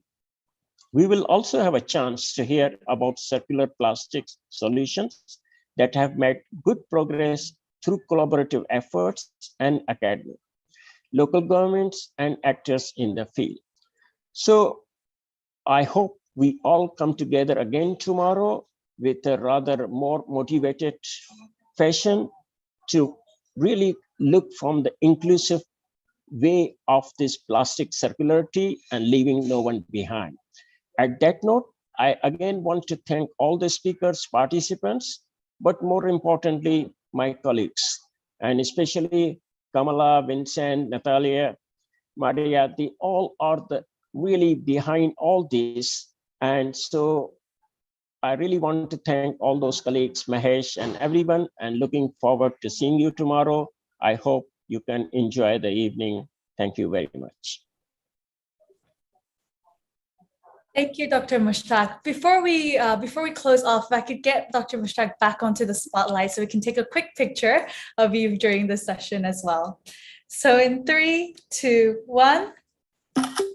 3, 2, 1. Thank you, Dr. Mushtaq, for your closing remarks. With that, we have come to an end of day 1. Before you leave, we would like to ask for you to fill out our feedback survey, which Ben and also Erin has flashed on the screen, but also has put into the chat box.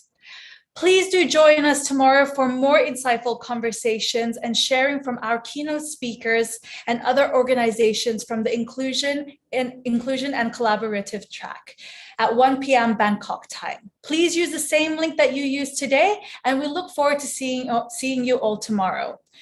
Please do fill out the survey, and we'd like to thank everybody for using the chat box to engage with one another and asking such wonderful questions. Thank you again, everybody. Please do again fill out the survey for us.